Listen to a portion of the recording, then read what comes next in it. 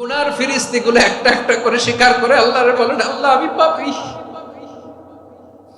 আল্লাহ আমার চেয়ে বড় পাপী এই দুনিয়াতে কেউ নাই, আকাশের নিচে জমিনের উপরে আমার চেয়ে বড় পাপী কেউ নাই। একটা একটা করে আল্লাহ স্বীকার করি আমি পাপী, সব পাপের স্বীকৃতি দিলাম। পৃথিবী না জানুক আমি তো জানি, আমি কি পাপ করেছি, হায় আমার পাপের করলে বিচার, বাঁচার আমার নাই উপায়। দয়াময় তুমি মাফ করো আমায়, মাফ করো আমায়। আল্লাহ তাআলা যদি দয়া করে আমাদেরকে মাফ না করে, আমাদের বাঁচার কোনো উপায় নাই। আপনি কি ভেবেছেন আপনার নামাজ দিয়ে আপনি জান্নাতে যাবেন? আপনি তাহাজ্জুদ গুজার, সেজদা দিতে দিতে কপালে দাগ ফেলেছেন, এটা আপনারা জান্নাতে নেবে না। আপনি এলাকার সবচেয়ে বড় হাতেম তাই দানশীল, এই দানের ভরসায় বসে আছেন, কশিন কালো ওঠা। আমাদের নামাজ, আমাদের রোজা, আমাদের ইবাদত, এগুলোকে মিজানের পাল্লায় উঠালে কোনো ওজনই হবে না। তবে আমাদের একটা কৌশল জানা আছে, আমরা আল্লাহর রহমতের ভিখারি। আমরা সেদিন আগেই গুনার স্বীকৃতি দিয়ে দেব। আমরা বলবো, আল্লাহ তুমি প্রশ্ন করার আগে তোমার একটা কথা বলি, আমারে কিছু জিজ্ঞেস করো না, আমি সব করেছি। এমন কোন পাপ নাই যে পাপ আমারে দিয়ে হয় নাই। তোমার রহমত দিয়ে তুমি জান্নাতে পাঠাবা, তোমার দয়ায় জান্নাতে যেতে চাই, আমল দিয়ে না। পারবেন বলতে? কিয়ামতের দিন আমরা বলবো, আল্লাহ আমার আমল দিয়ে জান্নাত চাই না, আমি তোমার দয়া দিয়ে জান্নাত চাই। তোমার দয়া ছাড়া আমার কোনো উপায় নাই। কারণ আল্লাহ যদি বিচার করে, বাঁচার কারো উপায় নাই। আল্লাহ যদি বলে ফেলেন তুই এটা করলি কেন, ওখানে গেলি কেন, কোরআনে 1000 বার নিষেধ করলাম তারপরেও এই পাপে জড়ালি কেন, এরকম প্রশ্ন ছুড়ে দিলে আমার উত্তর আছে? বাঁচার কোনো উপায় আছে? রোজ হাসরে হে আল্লাহ আমার করোনা বিচার, করোনা বিচার, বিচার চাহি না তব দয়া চাই, এ গুনাহগার করোনা বিচার।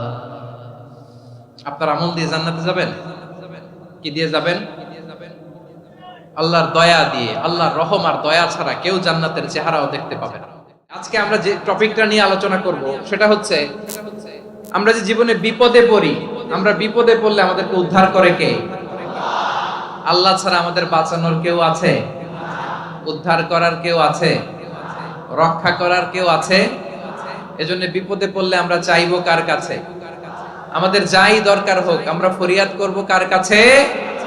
নাকি মাজারে যেয়ে চাবেন? মাজারে যেয়ে চাবেন? অনেকে তো মাজারে যেয়ে কপাল ঘষে, আছে না নাই? মাজারে যেয়ে সন্তান চায়, আছে? এই এলাকায় নাই, এই এলাকার লোকদের আকীদা খালেস আমি জানি। মাজারে যেয়ে কপাল ঘষে আর সন্তান চায়। আচ্ছা, মাজারে গেলে সন্তান পাওয়া যায়? আচ্ছা, মাজারে না গেলে যদি বাচ্চা না হতো, গরু ছাগলের যে বাচ্চা হয় ওরা কোন মাজারে মানত করে বলেন? কথা কি বুঝতেছেন? এই যে প্রতি বছর গরু ছাগল ভেড়া এগুলো যে বাচ্চা দেয়, এরা কোন মাজারে যে মানত করে? এজন্য চাইতে হবে একজনের কাছে, তিনি কে?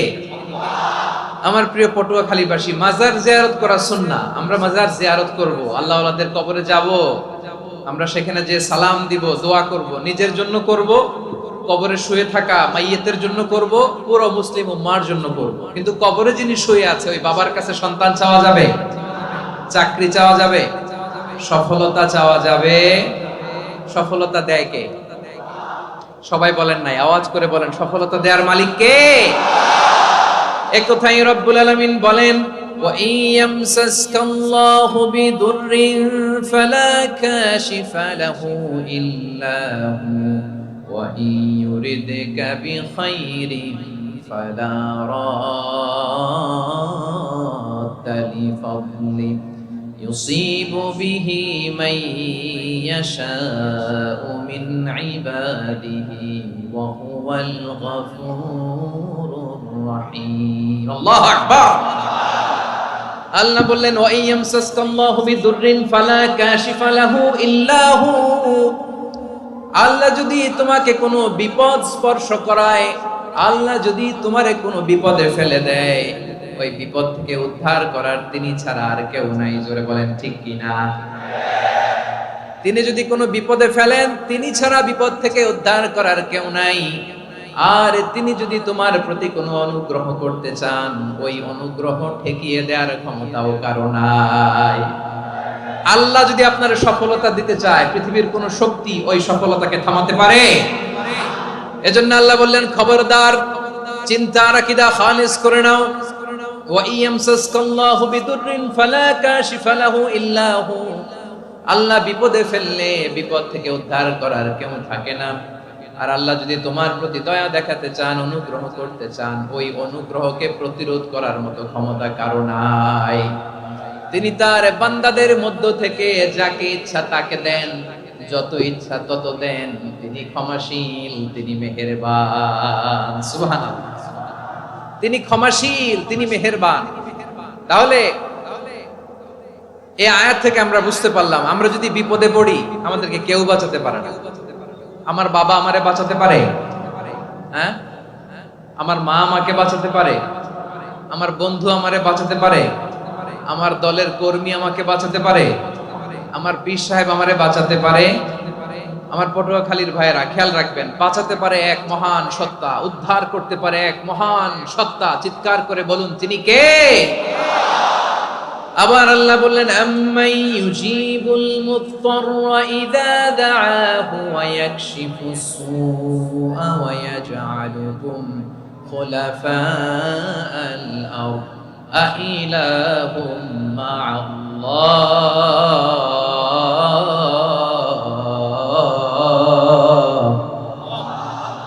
ক্বালিলাম মা তাযাক্কারুন রব্বুল আলামিন বলেন বিপদে পড়ে কাতর কণ্ঠে চিন্তাগ্রস্ত হয়ে যখন কেউ ফরিয়াদি হয়ে আল্লাহর ডাকে হাত তোলে তখন এই ব্যক্তির ডাকে সাড়া দেয় কে সবাই বলুন কাতর কণ্ঠে বিপন্ন অবস্থায় আপনি যখন কেঁদে কেঁদে হাত তুলে আপনার দুঃখের কথা জানান আপনি যখন ডাকেন তারে তখন আপনার ডাকে সাড়া দেয় কে আল্লাহ বলে আমি সাড়া দেই তোমাদের বিপদকে মুক্ত করে দেয় কে ওই আল্লাহর সাথে কোন উপাস্য আছে নাকি কিন্তু খুব অল্প সংখ্যক লোকই তোমরা উপদেশ গ্রহণ করো কথাটা কার তাহলে বিপন্ন মানবতা যখন কাঁদে মানুষ যখন বিপদে পড়ে নিরুপায় হয়ে ফরিয়াদ করে তার ডাক শোনার কেউ নাই একজন ছাড়া চিল্লায় বলেন তো তিনি কে এজন্য আমরা ফরিয়াদের হাত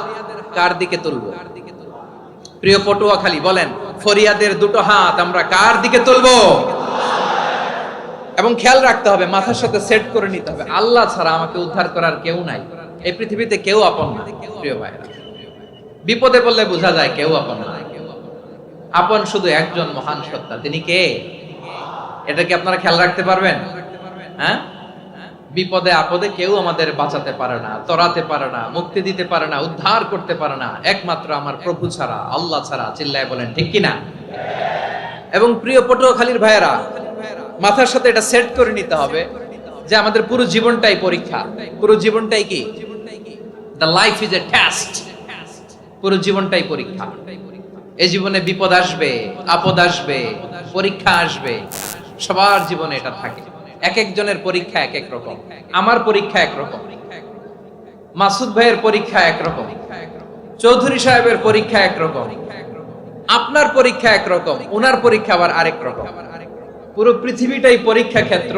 সবাই পরীক্ষা দিচ্ছি কিন্তু কারো পরীক্ষা প্রশ্নের সাথে কারোটার মিল নাই সুবহানাল্লাহ পড়বেন না পুরোটাই পরীক্ষা ক্ষেত্র সবাই পরীক্ষার্থী কিন্তু প্রশ্নপত্র একটার সাথে আরেকটা মিলে না one doesn't match the other একজনেরটার সাথে আরেকজনেরটা মিলে না কাউকে আল্লাহ তাআলা ধনী বানিয়ে পরীক্ষা করেন কি বানিয়ে কথা কি বুঝতেছেন নাকি কষ্ট হচ্ছে কষ্ট হচ্ছে আপনাদের? কাউকে আল্লাহ ধনী বানিয়ে পরীক্ষা করেন, আবার কাউকে আল্লাহ তাআলা গরিব বানিয়ে পরীক্ষা করেন, কাউকে আল্লাহ অসুস্থ বানিয়ে পরীক্ষা করেন। কেউ দেখবেন যে দুরারোগ্য ব্যাধিতে আক্রান্ত, ডাক্তার বলেছে আর সময় নাই, দুরারোগ্য ব্যাধি ক্যান্সার, যার নেই কোনো অ্যান্সার, তার জন্য পরীক্ষা হচ্ছে এই রোগ। আরেক লোক দেখবেন তার আবার রোগ বালাই নাই, মাশাআল্লাহ, তাকে আল্লাহ তাআলা আর্থিক দৈন্যতা, দারিদ্রতা দিয়ে পরীক্ষা করছেন। এরকম আছে না নাই? টাকা পয়সা নাই, দিন আনে দিন খায়, যা আছে তাতে চলে না, এটা তার জন্য পরীক্ষা। আবার আরেক শ্রেণীর লোক দেখবেন তাকে আল্লাহ অসুস্থতাও দেয় নাই, দারিদ্রতাও দেয় নাই, তার দাম্পত্য জীবনের সমস্যা আছে না নাই? স্ত্রী কথা শোনে না, অথবা ছেলে মেয়ে কথা শোনে না। তাহলে পরীক্ষা সবার জীবনে আছে, এক একজনের পরীক্ষাটা এক এক রকম। আল্লাহ তাআলা দেখতে চায় যে এই পরীক্ষার সময় আমরা কিরকম রেসপন্স করি, how to deal with the test, কিভাবে এই বিপদ আপদ পরীক্ষাগুলোকে আমরা হ্যান্ডেল করব, ডিল করব, এটা হচ্ছে আজকের আলোচনার বিষয়। বুঝতে পেরেছেন সবাই আমার প্রিয় ভাইয়েরা? তাহলে পরীক্ষাময় আমাদের জীবন, বিপদ আপদ পরীক্ষা, এটা মানুষের পিছু ছাড়ে না, সবার জীবনে পরীক্ষা আছে। নবীদের জীবনেও পরীক্ষা ছিল। সাহাবারা জিজ্ঞেস করেছেন, ইয়া রাসূলুল্লাহ, আইয়ুন নাসি আশাদ্দু বালাআন ফিদ দুনিয়া, এই দুনিয়ার বুকে কাদের পরীক্ষা সবচেয়ে বেশি? বিশ্বনবী বলেছেন, আল আম্বিয়া, এই পৃথিবীতে সবচেয়ে বেশি পরীক্ষা আল্লাহ তাআলা নিয়ে থাকেন নবীদের। কাদের? নবীদের। সুম্মাল আমসাল ফাল আমসাল, এরপরে নবীদের পরের স্তরে যারা, তাদের পরীক্ষা। এরপরে তাদের পরের স্তরে যারা, তাদের পরীক্ষা। সিদ্দিকীনদের, শুহাদাদের, সালিহিনদের, আল্লাহওয়ালাদের। যার ঈমান যত মজবুত তার জীবনে পরীক্ষাও তত বেশি। চিল্লায় বলেন ঠিক কিনা? তাহলে মুমিনরা, বিশ্বাসীরা, আমরা কি পরীক্ষা বিপদ আপদে ভয় পাই? হ্যাঁ, বিপদ দেখলে ভয় লাগে আপনাদের? ভয় লাগে? হ্যাঁ, না, মুমিনরা বিপদে ভয় পায় না, তারা হতাশ হয় না, সুবহানাল্লাহ, তারা নিরাশ হয় না। বিশ্বাসীরা হাল ছেড়ে দেয় না, তারা ভরসা রাখে একজনের উপর। চিল্লায় বলতে হবে তিনি কে? কারণ মুমিন জানে the grief isn't permanent, the test isn't permanent, the struggle in our life isn't permanent. আমাদের জীবনের দুঃখ, কষ্ট, স্ট্রাগল, এগুলো পার্মানেন্ট নয়। after every difficulties there is an ease, সব কষ্টের পরেই একটা সুখ আছে না নাই? রব্বুল আলামিন বলেন, ফা ইন্না মাআল উসরি ইউসরা, ইন্না মাআল উসরি ইউসরা, ভয় পেও না, চিন্তা করো না, কষ্টের সাথেই আমি রেখে দিয়েছি স্বস্তি। সুবহানাল্লাহ বলেন। মুমিন জীবনে বিপদ যত বেশি, কষ্ট যত বেশি, তার সামনে সফলতা তার চেয়েও বেশি। ঠিক কিনা বলেন? কারণ বিশ্বাসীরা জানে রাত্রি যত গভীর হয়, সুবহে সাদিকের সময় তত আগাতে থাকে।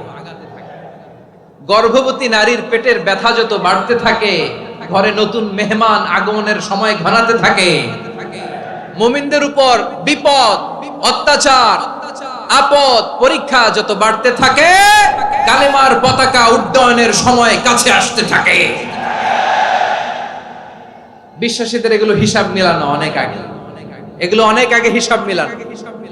দুঃখের আধার শেষে সুখের আলো মিটি মিটি হাসে। চিল্লায় বলেন ঠিক কিনা? দুঃখের আধার শেষে আলোর প্রভাত হাসে, হতাশার কালো মেঘে যায় গো ভেসে, হতাশার কালো মেঘে যায় গো ভেসে।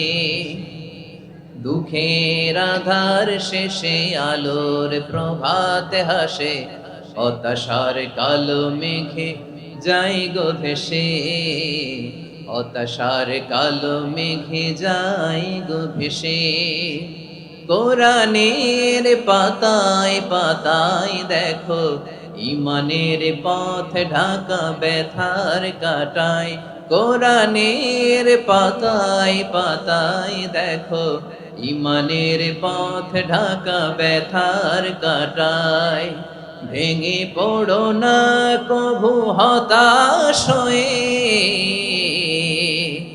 ভেঙে পড়ো না কভু হতাশ হয়ে। জ্বলে পুড়ে খাঁটি সোনা হও গো শেষে, জ্বলে পুড়ে খাঁটি সোনা হও গো শেষে। দুঃখের আধার শেষে আলোর প্রভাত হাসে, হতাশার কালো মেঘে যাই গো ভেসে, হতাশার কালো মেঘে যাই গো ভেসে। ঠিক কিনা বলেন? দুঃখ যত বেশি, পরীক্ষা যত বেশি, কষ্ট যত বেশি, সুখের সময় তত কাছাকাছি চিল্লায় বলতে হবে ঠিক কিনা। এজন্য মুমিন জীবনে পরীক্ষা বেশি, মুমিনদের হতাশা নাই। মুমিনরা নিরাশ হয় না, হতাশ হয় কাফিররা।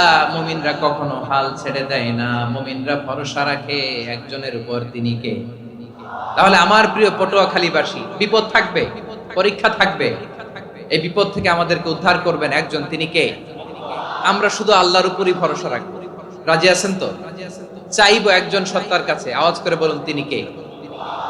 একজন সত্তার কাছে চাইবে। বিশ্বনবী ওনার চাচাতো ভাই আব্দুল্লাহ ইবনে আব্বাস রাদিয়াল্লাহু তাআলা আনহুকে বললেন, ইয়া আব্দুল্লাহ ইবনে আব্বাস, হে আব্দুল্লাহ ইবনে আব্বাস, ইদা সাআলতা ফাসআলিল্লাহ, যখন চাইবে আল্লাহর কাছে যাও। ও আব্দুল্লাহ, যখন চাইবা আল্লাহর কাছে চাও। ওয়া ইদা ইসতাআনতা ফাসতাইন বিল্লাহ, যখন সাহায্য চাইবা আল্লাহর কাছে ফরিয়াদ করো। জেনে রেখো ও আব্দুল্লাহ, ওয়া'লাম আন্নাল উম্মাতা লাউ ইজতামাআত আলা আন ইয়ানফাউকা বিশাইইন লাম ইয়ানফাউকা ইল্লা বিশাইইন ক্বাদ কাতাবাহু আল্লাহু লাক। ও আব্দুল্লাহ, জেনে রেখো, মনে রেখো, গোটা বিশ্বের সবাই মিলে যদি তোমার উপকার করতে চায় ততটুকুই তারা করতে পারবে যতটুকু আল্লাহ তোমার নসিবে সেটা লিখে রেখেছে। ঠিক কিনা বলেন? আর যদি গোটা বিশ্বের সবাই মিলে তোমার বিরুদ্ধে কনস্পাইরেসি করে, ষড়যন্ত্র করে, গোটা বিশ্বের সবাই মিলেও যদি তোমার ক্ষতি করতে চায় ততটুকুই শুধু পারবে যেটা আল্লাহ তোমার জন্য বরাদ্দ রেখেছে। যতটুকু আল্লাহ তাআলা তোমার জন্য বরাদ্দ রেখেছে অতটুকুই ক্ষতি করতে পারবে, আর এক চুল বেশিও করতে পারবে না, কমও করতে পারবে না। চিল্লায় বলেন ঠিক কিনা। এজন্য আমরা চাইবো কার কাছে? সবাই বলেন নাই, আওয়াজ করে বলেন কার কাছে? সব সময় আমরা আল্লাহর কাছে চাইবো, বিপদে আপদে, সুখে দুঃখে, সচ্ছল অবস্থায় অসচ্ছল অবস্থায়, পরাজয়ের সময় বিজয়ের সময়, সব সময় আমরা ভরসা রাখবো কার উপর? সবাই বলুন। একদল লোক আছে যারা বিপদে পড়লে আল্লাহরে ডাকে, আছে না নাই? পটুয়াখালীতে মাশাআল্লাহ নাই। বিপদ আসলে আল্লাহরে ডাকে, বিপদ নাই আল্লাহও নাই। বিপদে পড়লে নামাজ পড়ে, বিপদও নাই নামাজও নাই। বিপদে পড়লে জিকির করে, বিপদ যখন চলে যায় ওদের জিকিরও বন্ধ হয়ে যায়। এরকম আছে না নাই? কিছু লোক দেখবেন পরীক্ষা আসলে নামাজ পড়ে, আছে আছে। জেনজি আওয়াজ করো, এরকম আছে? এই কমন পড়ে গেছে, কমন পড়ছে। দেখবেন পরীক্ষার সময় নামাজ পড়ে, পরীক্ষাও নাই নামাজও আছে। এরকম কিছু লোক আছে অসুস্থ হলে আল্লাহরে বড্ড ভালোবাসে, আল্লাহরে খুব ডাকে।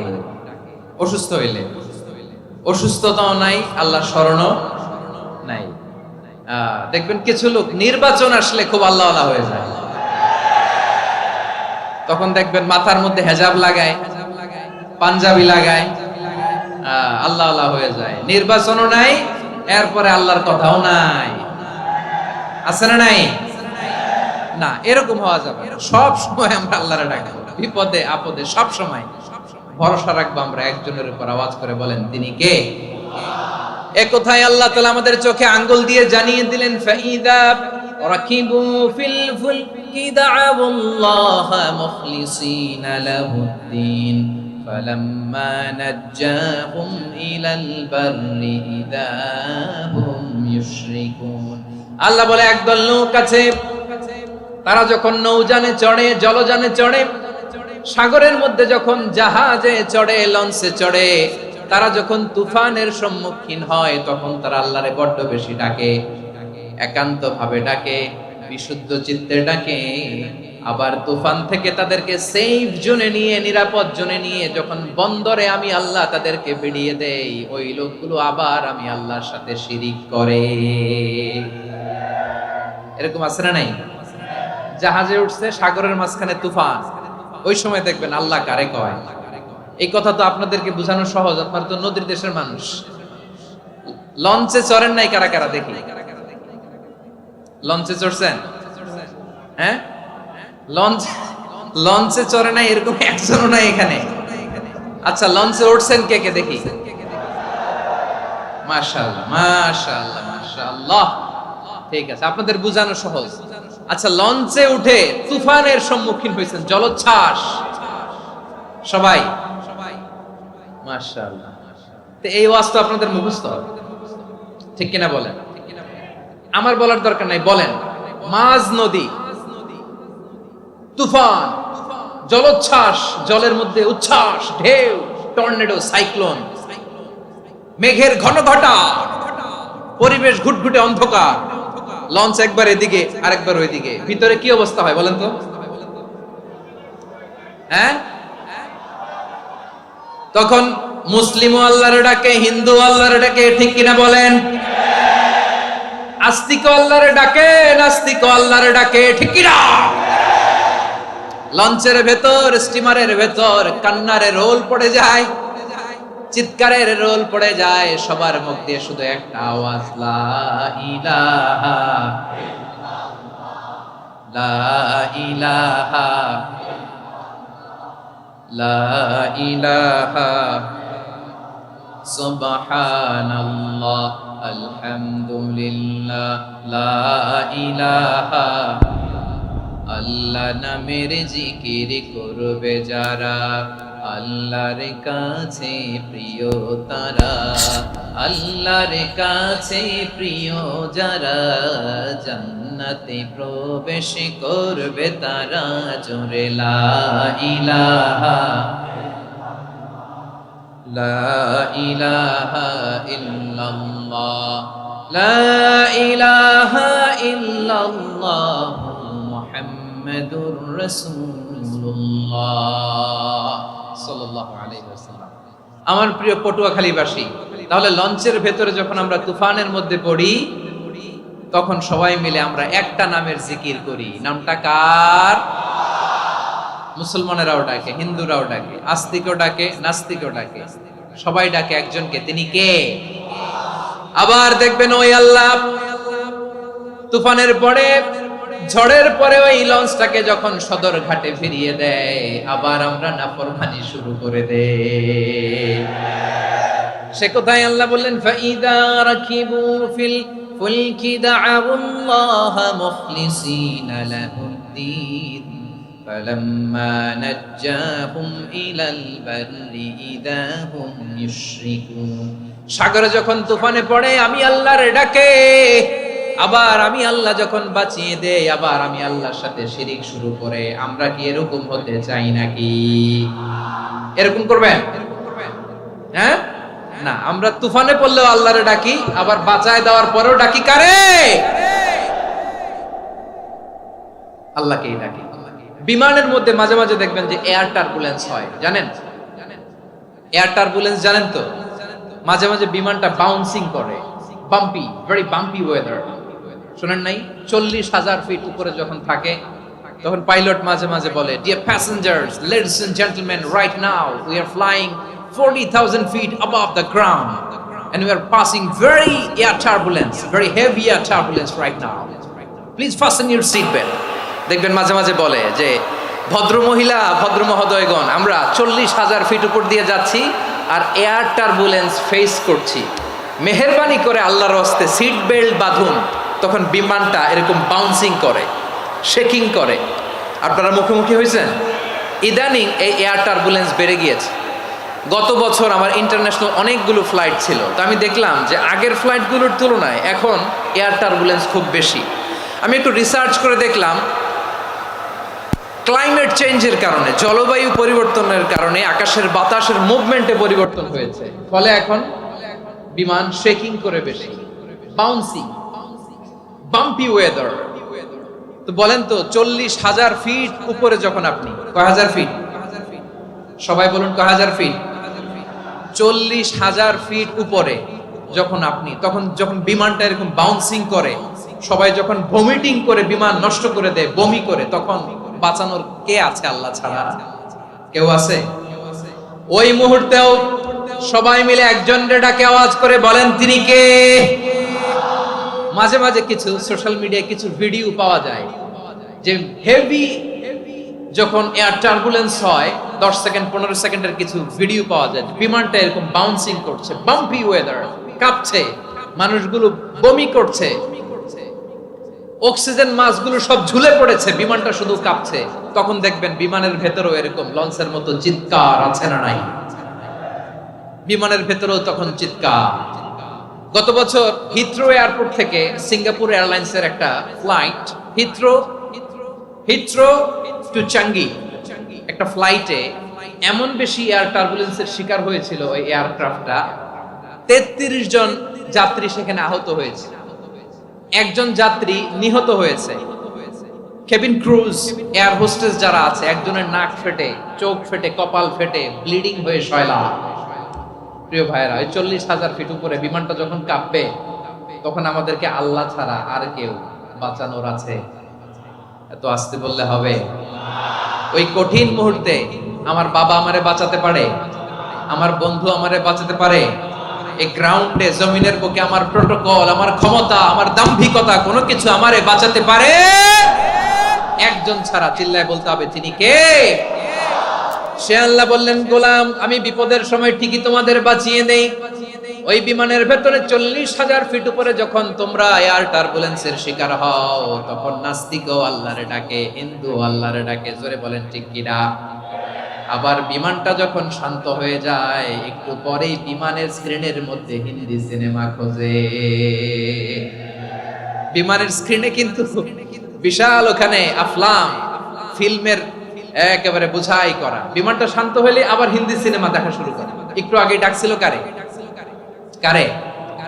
দেখবেন বাংলাদেশে আমাদের ক্রিকেটাররা যখন অন্য কোনো দেশের সাথে খেলে, অনেক সময় এমন হয় বল বাকি একটা, রান দরকার 6টা। বল বাকি কয়টা? পটুয়াখালী বোঝে নাই বোধহয়। বল বাকি কয়টা? রান দরকার। আপনি দেখবেন ক্যামেরাম্যান তখন গ্যালারিতে খালি দেখায় দর্শকদের যে কি অস্থিরতা। হিপ হপ স্টাইলের মেয়েটা, যে মেয়েটার ওড়না এতক্ষণ ছিল গলায়, এতক্ষণ কই ছিল, ওই মেয়েটা দেখবেন ওড়নাটা টেনে মাথায় দিয়ে এরকম মুনাজাত ধরতেছে, আল্লাহ আল্লাহ, একটা সক্কা, আল্লাহ আল্লাহ, আমার লাল সবুজের পতাকারে তুমি অপমানিত কইরো না আল্লাহ, ইন্ডিয়ার সাথে আমাদের খেলা আল্লাহ আল্লাহ, একটা ছক্কা, একটা। পুরো খেলা জুড়ে এই মেয়ের ওড়না ছিল গলায়, কিন্তু যখন এক বলে 6 রান দরকার, ওড়না চলে আসছে কোথায়? মাথায়। আবার মুনাজাত আছে না নাই? ঠিকই বাংলাদেশের দামাল ছেলে এমন এক শট মারলো, বল চলে গেল স্টেডিয়ামের বাইরে, ছক্কা, জিতে গেলাম আমরা। পুরো স্টেডিয়াম জুড়ে চিৎকার, হই হুল্লোড়, মৌজ মাস্তি। যেই মেয়েটা মাথার মধ্যে ওড়না দিয়ে এতক্ষণ সুবহানাল্লাহ সুবহানাল্লাহ বলে আল্লাহর কাছে দোয়া করেছে, ওই মেয়ে এখন আবার ওড়না ফেলে দিয়ে নাচা শুরু করে দিয়েছে। তাহলে আল্লাহর ভয়, আল্লাহর প্রতি আস্থা, বিশ্বাস, ভালোবাসা, এটা কি ক্ষণিকের জন্য? মানে আমার যখন লাগবে তখন আল্লাহর ইউজ করব নাকি? হ্যাঁ, বিপদে আপদে, সুখের সময় দুঃখের সময়, সচ্ছল অসচ্ছল অবস্থায় বিশ্বাসীরা ভরসা রাখে একজনের উপর। চিৎকার করে বলো, পটুয়াখালী তিনি কে? সে আল্লাহ বললেন, গোলাম মনে করো না জাহাজ থেকে সদরঘাটে ভিড়িয়ে দিলাম, তুমি নিরাপদ হয়ে গেছো। মনে করো না 40,000 ফিট থেকে সেফ ল্যান্ডিং এর পরে এয়ারপোর্টে নেমে গেলেই তুমি নিরাপদ হয়ে গেছো। ও মিয়া, বিপদ কি শুধু সাগরে আর আকাশে? ঘরের বিপদও, ঘরের ভেতরও বিপদ আসতে পারে কি পারে না? এজন্য সূরা মুলক আল্লাহ বললেন, আমিনতুম মান ফিস সামাই আন ইয়াখসিফা বিকুমুল আরদা ফাইদা হিয়া তামুর। তোমরা কি ভাবছো তোমরা নিরাপদ? সাগরের মধ্যে তুফান, আল্লাহ আল্লাহ ডাকলাম, সদরঘাটে যেয়ে পড়ছে, বাইসা গেছেন তো আপনি। আর পাবে আপনারে আল্লাহ? আল্লাহর তো সাগরের মাঝখানে তো আল্লাহ আপনারে পাইছিল, আর তো পাবে না। আর পাবে আপনারে? আর আল্লাহ ধরতে পারবে আপনারে? ঘরের ভেতরও বিপদ দিয়ে আটকাতে পারে কে? 5 স্টার 7 স্টার হোটেলের ভেতরও আমাকে বিপদের মধ্যে ফেলে দিতে পারেন কে? আল্লাহ বললেন তোমরা কি ভেবেছো তোমরা নিরাপদ? আমি চাইলে ল্যান্ডস্লাইডস, ভূমি ধস দিয়ে 1,00,000 এক মুহূর্তে নিয়ে যেতে পারি। এক সুনামি দিয়ে থাপ্পড় মেরে 3,00,000 সাগরের ভেতরে ঢুকায় দিতে পারি। 1 সেকেন্ডও লাগে না আমার। أم أمنتم من في السماء أن يرسل عليكم حاصبا فستعلمون كيف نذير। আল্লাহ চাইলে আকাশ থেকে পাথর বৃষ্টি নাজিল করতে পারেন কি পারেন না? এই মুহূর্তে এখানে ভূমিকম্প দিতে পারেন কি পারেন না? আচ্ছা, ভূমিকম্প যখন হয় আমাদের কারো হুঁশ থাকে? আপনি মনে করছেন আমরা সাধারণ মানুষ, আমরা দৌড় দেই, আর প্রেসিডেন্ট প্রধানমন্ত্রী ওনারা বুঝি খাটে শুয়ে থাকে? কথা বুঝে নাই বোধহয়। ভূমিকম্প, আর্থকোয়েক যদি হয়, বাঁচার জন্য আমরা কি করি? হয় খাটের তলায়, ডাইনিং টেবিলের নিচে, উপরে শক্ত কিছু আছে এটার নিচে, অথবা ঘর থুইয়া দেও দৌড়। তো প্রধানমন্ত্রী উনি কি করে? প্রেসিডেন্ট উনি কি করে? হ্যাঁ, উনি খাটের মধ্যে যে শুয়ে থাকে নাকি? উনিও দৌড়, সাধারণ মানুষও দৌড়, প্রধানমন্ত্রীও দৌড়, বাড়িওয়ালাও দৌড়, ভাড়াটিয়াও দৌড়, সবাই দৌড়। নাকি ভাড়াটিয়ারা বাড়ি থুইয়া দৌড়, বাড়িওয়ালারা আর বেরোয় না? এরকম? হ্যাঁ। তাহলে যে কোনো মুহূর্তে ভূমিকম্প দিয়ে নাস্তানাবুদ করতে পারে কে? আমার প্রিয় ভাইয়েরা, আমরা নিরাপদ নই, আমরা তার দয়ায় বেঁচে আছি। কার দয়ায়?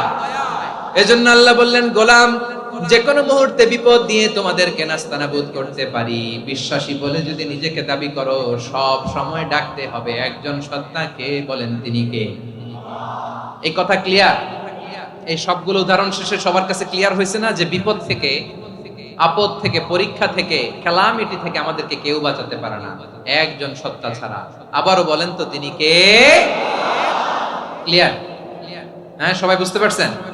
আচ্ছা, এবার আমরা দেখি বিষ্ণু ঈসা ইসলামের জীবনে বিপদ আপদ ছিল কিনা। উনি বিপদ আসলে কিভাবে ডিল করতেন, বিপদ আসলে কোন দোয়া পড়তে হয়, কিভাবে ফরিয়াদের হাত উত্তোলন করতে হয়, কিভাবে রবের দরবারে নতজানু হয়ে ফরিয়াদ করতে হয়, এটা জানার দরকার আছে না নাই? আসুন আমরা বিষ্ণুনবীর জীবনী থেকে দেখি বিপদ আসলে উনি কি করতেন। বিপদ আসলেই প্রথমে বিষ্ণু ঈসা ইসলাম একটা দোয়া পড়তেন। কি পড়তেন? তিনি পড়তেন ইন্না লিল্লাহি ওয়া ইন্না ইলাইহি রাজিউন। নিশ্চয় আমরা আল্লাহর জন্য, নিশ্চয় আমরা কার দিকে ফিরবো ভাই? আবার কার দিকে ফিরবো? আওয়াজ করে বলুন তো, আমরা এসেছি কার কাছ থেকে, আবারও ফিরে যাব কার কাছে? এজন্য বিষ্ণুই পড়ছেন ইন্না লিল্লাহি ওয়া ইন্না ইলাইহি রাজিউন।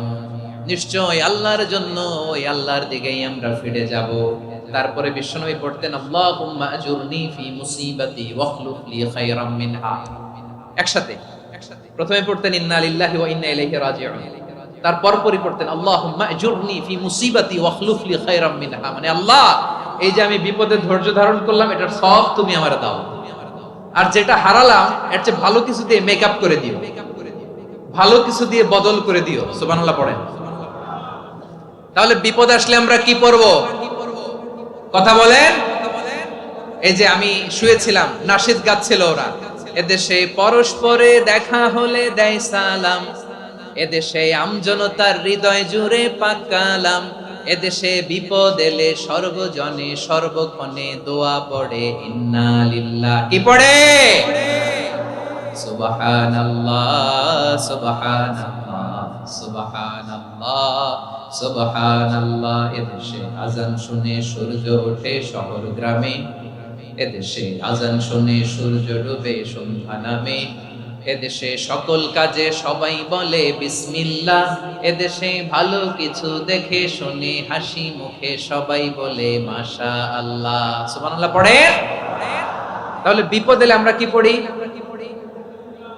কথা বুঝলে সবাই উত্তর দিতে হবে। বিপদ এলে কি পড়ি? তাহলে বিপদ এলেই আমরা এখন থেকে ইন্না লিল্লাহ পড়ব, নাকি হাই হুতাশ করবেন? একদল আছে হাই হুতাশ করে, হায় আল্লাহ রে মোর কি হইল রে, মুই কি হরমু রে, মুই কমবে যামু রে। আছে না নাই? এরকম বিলাপ করতে নিষেধ করেছেন বিশ্বনবী। কি করব, কই যাব, কি হবে, হায় হায়, এরকম হাহুতাশ আছে না নাই? বিশ্বাসীরা হাহুতাশ করে না, তারা ইন্না লিল্লাহ পড়ে। কি পড়ে? মনে থাকবে? আমরা পড়বো ইন্না লিল্লাহি ওয়া ইন্না ইলাইহি রাজিউন, নিশ্চয়ই আমরা আল্লাহর জন্য, আমরা আল্লাহর দিকেই ফিরে যাব। এরপর পড়বো আল্লাহুম্মা আজুরনি ফি মুসিবাতি ওয়াখলুফ লি খায়রাম মিনহা। আল্লাহ, আমি যে বিপদে ধৈর্য ধারণ করলাম এটার সওয়াব দিও, আর যা হারালাম তার চেয়ে ভালো কিছু দিয়ে বদল করে দিও। সুবহানাল্লাহ পড়েন। বিশ্ব নবীর হাদিস শুনলেন উম্মে সালামা রাদিয়াল্লাহু তাআলা আনহা।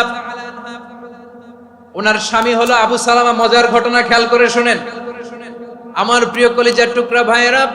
কানগুলো খরগোশের কানের মতো খাড়া করে আমার দিকে তাকান। সাইয়্যিদাতুনা উম্মে সালামা রাদিয়াল্লাহু তাআলা আনহা, ওনার স্বামীর নাম আবু সালামা। শ্রেষ্ঠ দম্পতি, শ্রেষ্ঠ ফ্যামিলি। প্রথমে হিজরত করেছিলেন হাবাসায়, পরে হিজরত করেছেন মদিনায়। উহুদ যুদ্ধের পরে ওনার স্বামী আবু সালামা ইন্তেকাল করলো, শহীদ হলো। সুবহানাল্লাহ পড়েন। যখন আবু সালামা ইন্তেকাল করলো, উম্মে সালামা রাদিয়াল্লাহু তাআলা আনহা কেঁদে কেঁদে হয়রান। আর নবীর শিখানো বাণী অনুযায়ী তিনি বারবার পড়ছিলেন ইন্না লিল্লাহ। কি পড়ছিলেন?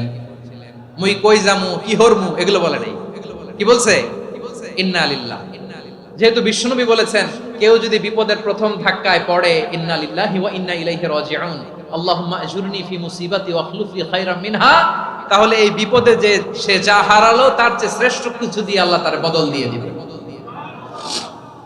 এই হাদিস শুনে উম্মে সালামা রাদিয়াল্লাহু তাআলা আনহা ওনার প্রাণ প্রিয় স্বামী আবু সালামার ইন্তেকালের পরে চোখের পানি ছাড়ে আর পড়ে ইন্না লিল্লাহি ওয়া ইন্না ইলাইহি রাজিউন, আল্লাহুম্মা আজুরনি ফি মুসিবাতি ওয়াখলুফ লি খায়রাম মিনহা। বারবার এই দোয়া পড়ে চোখের পানি ছাড়ে, এই দোয়া পড়ে চোখের পানি ছাড়ে। আর মনে মনে বলে আবু সালামার মতো ভালো মানুষ মদিনাতে নাই, আবু সালামার চেয়েও ভালো মানুষ মদিনাতে নাই। তার চেয়ে ভালো মানুষ কি করে আল্লাহ তাআলা আমারে দিবে? তার চেয়ে ভালো মানুষ তো আমি মদিনাতে দেখি না।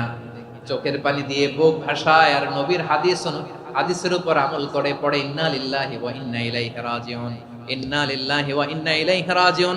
পড়তে পড়তে চোখের পানি ছাড়ে আর চিন্তা করে বিশ্বনবী বললেন এই দোয়া পড়লে যেটা হারালাম তার চেয়ে ভালো কিছু দিয়ে আল্লাহ পুরস্কার দেয়।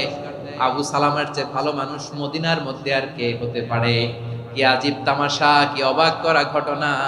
কিছুদিন পরে দেখা গেল সাইয়্যিদুল মুরসালিন রাহমাতাল লিল আলামিন স্বয়ং বিশ্ব নবী উম্মে সালামাকে বিয়ের প্রস্তাব পাঠিয়েছে। স্বয়ং বিশ্ব নবী উম্মে সালামা রাদিয়াল্লাহু তাআলা আনহাকে বিয়ের প্রস্তাব পাঠিয়েছেন। উনি রাজি হয়ে গেলেন, বিয়ে হয়ে গেল। উনি হয়ে গেলেন উম্মুল মুমিনিন, আমাদের মা, পুরো মুসলিম উম্মার মা। চিৎকার করে বলেন আল্লাহু আকবার। তাহলে আমার প্রাণ প্রিয় ভাইয়েরা, বিপদে পড়লে আমরা পড়বো ইন্না লিল্লাহি ওয়া ইন্না ইলাইহি রাজিউন, আল্লাহুম্মা আজুরনি ফি মুসিবাতি ওয়াখলুফ লি খায়রাম মিনহা। পড়বেন? পড়বেন না? যারা যারা বিপদ আসলে এই দোয়াটা পড়বেন এখন থেকে আওয়াজ করে ইনশাআল্লাহ বলেন। যা হারাইছেন তার চেয়ে শ্রেষ্ঠ জিনিস দিয়ে বদলা দিবে কে? বিশ্বাস হয়? একটু সন্দেহ লাগে মনে হয়, একটু সন্দেহ আছে? যাদের বিশ্বাস হবে তাদের কি আল্লাহ উত্তম বদলা দিবে, ঠিক কিনা বলেন? তাহলে বিপদে পড়লেই প্রথমে আমরা এটা পড়ব। দোয়াগুলো যদি এখন মুখস্থ না হয়, এই যে রেকর্ডিং হচ্ছে পেয়ে যাবেন, কালকেই পেয়ে যাবেন। শুনে শুনে মুখস্থ করবেন। আমার মায়েরা, আমার বোনেরা, আপনাদের জন্য 3টি মাঠের অ্যারেঞ্জমেন্ট করা হয়েছে, আমি জানি। আপনারাও এই দোয়াগুলো পড়বেন, আপনার স্বামীকে শেখাবেন, সন্তানকে শেখাবেন, আপনার পুরো পরিবারটাকে জান্নাতের টুকরো বানিয়ে দিবে কে? তাহলে বিপদ আসলে প্রথমে কি পড়তে হবে এটা জেনে গেলাম। এরপরে বিপদ আসলে নিজেকে কি করে আল্লাহর কাছে সঁপে দিতে হয় এটাও জানার দরকার আছে না নাই? বিপদে প্রথমে ইন্না লিল্লাহ পড়লাম, ধৈর্য ধারণ করলাম, বিপদ থেকে উদ্ধারের সর্বোচ্চ চেষ্টা করলাম। আমার কাজ যখন শেষ তখন আমি আমার এই বিষয়টা আল্লাহর কাছে সঁপে দিব। কার কাছে সোপর্দ করব? কার কাছে? বিপদে বললে কেমন করে নিজেকে আল্লাহর কাছে সঁপে দিতে হয় আসুন সাইয়েদনা ইব্রাহিম আলাইহিস সালামের জীবনী থেকে জানি। আল্লাহর খলিল ইব্রাহিম আলাইহিস সালাম আমাদের মতো সমাজ ব্যবস্থা পায় নাই। আমরা জন্মের পরে আমাদের কানের ভেতরে আজান দিয়েছে কে? একামত দিয়েছে কে? আমাদের বাপদাদারা আমাদের কানে আজান দিয়েছে কি দেয় নাই? আমাদের জন্মের পরেই তো আজান, একামত। বাড়ির পাশে মসজিদ, প্রতিদিন আজান, জুমার খুতবা, প্রতি মাসে মাসে তাফসিরুল কোরআন মাহফিল, মসজিদ, মিনারা, অভাব নাই, ঠিক কিনা বলেন? আপনি যেই সুন্দর ইসলামিক এনভায়রনমেন্ট পেয়েছেন, আমাদের ইব্রাহিম খলিল উনিও কি এরকম পেয়েছিলেন? হ্যাঁ, উনি জন্মের পর পরে ওনার কানে আজান দিছে কেউ? আমার প্রিয় ভাইরা, আগা গোড়া একটা শিরকি পরিবেশ উনি জন্মগ্রহণ করেছেন। উনি ছাড়া ওই তল্লাটে একজনও আল্লাহর উপর বিশ্বাসী নাই। কল্পনা করতে পারেন? গোটা তল্লাটে গোটা দেশে বিশ্বাসী মুমিন আল্লাহর উপর বিশ্বাস স্থাপনকারী কয়জন? সবাই বলেন কয়জন? বাকি সব মুশরিক। বাকি সব মুশরিক নিজের সাথে নিজে শক্ত বোঝাপড়া করে, অ্যানালজি করে, সেলফ কনভারসেশন করে উনি মহা সত্যের সন্ধান পেয়েছে। উনি আকাশের তারা দেখে ভাবে মনে হয় এটাই আমার খোদা, পরে দেখে তারা নাই, মনে মনে বলে না তাইলে এটা না। আবার চাঁদ দেখে বলে চাঁদটা বড় মায়া লাগে, মনে হয় এটাই আমার রব, পরে দেখে চাঁদও নাই, কয় না এটা না। এরপরে দ্বীপ প্রহরের জলজলে সূর্যটা খাঁ খাঁ করে গোটা পৃথিবীটারে রৌদ্র দিয়ে তাতিয়ে রাখে। তিনি ভাবলেন মনে হয় এটাই আমার রব, কারণ এটাই তো সবচেয়ে বড়। কিন্তু বিকেল বেলা ওই সূর্যটাও যখন চলে যায়, সাইয়েদনা ইব্রাহিম বলে না এটাও তো নাই, আমার খোদা যদি আমারে ছেড়ে চলে যায়, বিপদে পড়লে আমারে উদ্ধার করবে কে? এভাবে নিজের সাথে অ্যানালজি, সেলফ কনভারসেশন করতে করতে করতে তিনি মহা সত্যের সন্ধান পেয়েছেন। সুবহানাল্লাহ পড়েন। সব শেষে তিনি ডিসিশন নিয়ে ঘোষণা দিলেন, ইন্নী ওয়াজ্জাহতু ওয়াজহিয়া লিল্লাযী ফাতারাস সামাওয়াতি ওয়াল আরদা হানিফান ওয়া মা আনা মিনাল মুশরিকিন। নিশ্চয় আমি এমন সত্তার দিকে মনোনিবেশ করলাম, মুখাপেক্ষী হলাম, যিনি আকাশ বানিয়েছেন, জমিন বানিয়েছেন, আমি মুশরিক নই। সুবহানাল্লাহ। পারতেন? আপনি পারতেন? কেউ নাই, লক্ষ লক্ষ মুশরিক, আপনি একা। ওনার মতো এরকম বিচক্ষণতা দিয়ে আল্লাহরে খুঁজে পাইতে পারতেন আপনি? কি নবী ছিল, আল্লাহকে খুঁজে পেয়েছে। যখন আল্লাহর ইবাদত শুরু করলো, এই কথা ছড়ায় পড়লো চারদিকে। নমরুদ সাইয়েদনা ইব্রাহিমকে ডেকে পাঠালেন। নমরুদ বলে, ইব্রাহিম তুমি নাকি মূর্তির পূজা না করে কোন নতুন রবের ইবাদত করো, কে তোমার রব? সাইয়েদনা ইব্রাহিম বললেন, রব্বি আল্লাযী ইউহয়ী ওয়া ইউমীত, আমি এমন রবের ইবাদত করি যিনি জীবন দেন, যিনি মৃত্যু দেন। নমরুদ বলে, তাই নাকি? তোমার রব জীবন দেয়, মৃত্যু দেয়, আর এটা তো আমি দেই, আমিও তো জীবন দেই, আমিও তো মৃত্যু দেই। সাইয়েদনা ইব্রাহিম বললেন, কেমন করে তুমি জীবন দাও, মৃত্যু দাও, একটু দেখাও তো। নমরুদ জেলখানা থেকে দুজন কয়েদিকে ডেকে আনলো। কয়েদি এনে অর্ডার করলো, একটাকে এখনই শিরোচ্ছেদ, হেড অফ, ডেথ পেনাল্টি, মৃত্যুদণ্ড দেয়া হলো, ফিনকি দিয়ে রক্ত বের। নমরুদ বলে, দেখো দুজনকে ধরে আনলাম, একজন কয়েদিকে দিলাম ডেথ পেনাল্টি, মৃত্যুদণ্ড, ওরে মৃত্যু দিলাম। আরেকজন যে দাঁড়িয়ে আছে, চাইলে ওরেও আমি মৃত্যুদণ্ড দিতে পারি, কিন্তু না, ওরে আমি দিব না, ওরে আমি বাঁচাইয়া দিলাম, ছেড়ে দিলাম, মানে জীবন দিলাম। দেখো ইব্রাহিম, তোমার চোখের সামনে একজন যে মৃত্যু দিলাম, আরেকজন যে জীবন দিলাম। আপাত দৃষ্টিতে তাই তো, একজন রে তো জীবন দিল, আরেকজন রে মৃত্যু দিল। সাইয়েদনা ইব্রাহিম এবার বিপাকে পড়ে গেলেন। কিন্তু এক একজন নবীকে আল্লাহ এমন উইজডম বিচক্ষণতা দিয়ে এই জমিনে পাঠিয়েছেন, মুহূর্তের মধ্যে আল্লাহর খলিল ইব্রাহিম বললেন, ফাইন্নাল্লাহা ইয়াতি বিশ-শামসি মিনাল মাশরিকি ফাতি বিহা মিনাল মাগরিব ফাবুহিতাল্লাযী কাফার। আল্লাহর খলিল ইব্রাহিম বললেন, নমরুদ বুঝলাম তুমি জীবন দাও, মৃত্যু দাও, দেখলাম, কিন্তু আমার রব, আমার আল্লাহ প্রতিদিন সকালবেলা উষা লগ্নে ওই পূর্ব দিগন্ত থেকে সূর্যটাকে উদিত করেন, সাঁঝের বেলা, বিকেল বেলা, কুথুরি লগ্নে, সন্ধ্যা বেলা ওই দ্বিপ্রহরের জল জলে সূর্যটাকে পশ্চিম দিগন্তে ডুবিয়ে দেন। মানে সকালবেলা পূর্ব দিক থেকে উদিত করা সূর্যটাকে পশ্চিম দিকে বিকেলে তিনি ডুবিয়ে দেন। তুমি যদি পারো ওই সূর্যটাকে পশ্চিম দিক থেকে উদিত করে পূর্ব দিকে ডুবিয়ে দাও। সুবহানাল্লাহ পড়বেন না? দেখেন, ইনস্ট্যান্ট ইন্টেলেক্ট, মুহূর্তে বিচক্ষণতা, উইজডম কাকে বলে? নমরুদ পারবে? নমরুদের বাপ পারবে? ওর দাদা, ওর 14 গোষ্ঠী, গোটা বিশ্বের সব ক্ষমতাধর রাষ্ট্রনায়করা একসাথে হলে পারবে? ফাবুহিতাল্লাযী কাফার পারে নাই, ব্যর্থ হয়েছে। এবার তেলে বেগুনে জ্বলে উঠেছে, রেগে মেগে আগুন, বলে ফালকুহু ফিল জাহিম। ওর সাথে তর্ক নাই, না পেরে এবার এটারে আগুনে ফেলা। বিশাল বিশাল গাছ কেটে লাকড়ি এনে আগুনের কুণ্ডলি বানানো হলো, দাও দাও দাও দাও করে আগুন জ্বলে। আল্লাহর খলিল ইব্রাহিমকে আগুনে নিক্ষেপ করা হবে। আল্লাহর খলিল সাইয়েদনা ইব্রাহিমের হাতের মধ্যে রশি দিয়ে টাইট করে বাঁধা হলো, পায়ের মধ্যেও টাইট করে রশি দিয়ে বাঁধা হলো। আল্লাহর খলিল ইব্রাহিমকে আগুনের কুণ্ডলির মধ্যে ফেলা হবে। ও মিয়া, আপনি যে বিপদের কারণে ভয় পান, হতাশ হন, এটা কোনো বিপদ ওনার বিপদের সামনে? পটুয়াখালী আওয়াজ করে বলুন, সাইয়েদনা খলিল ইব্রাহিমের বিপদের সামনে আমাদের বিপদগুলো কোনো বিপদ?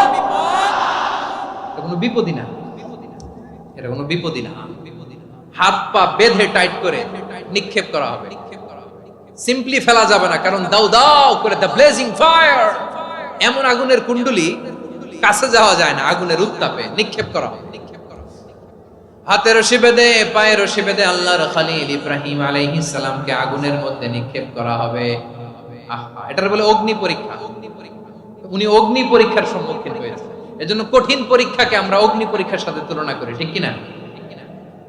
সাইয়েদনা জিবরাইল এসে বললেন, ও আল্লাহর খলিল, ওরা তো আপনার হাতও বেঁধে ফেললো, পাও বেঁধে ফেললো, নড়াচড়ার সুযোগ নাই, বলেন আমি জিবরিল ফেরেশতা আপনার জন্য কি করতে পারি?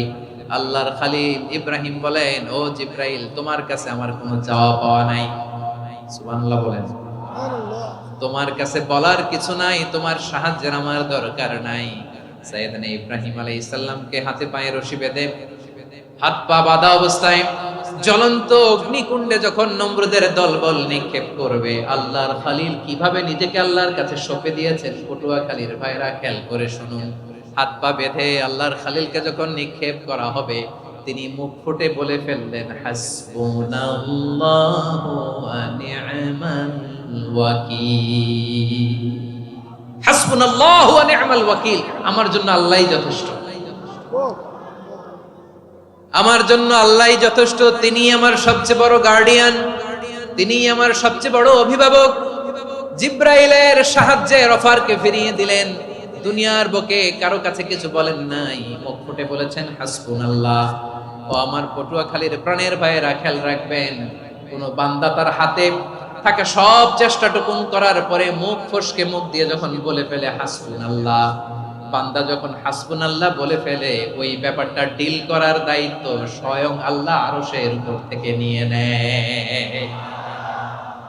আপনি যখন বলে ফেলবেন হাসবুনাল্লাহ, এটা ডিলিং করবে কে তখন?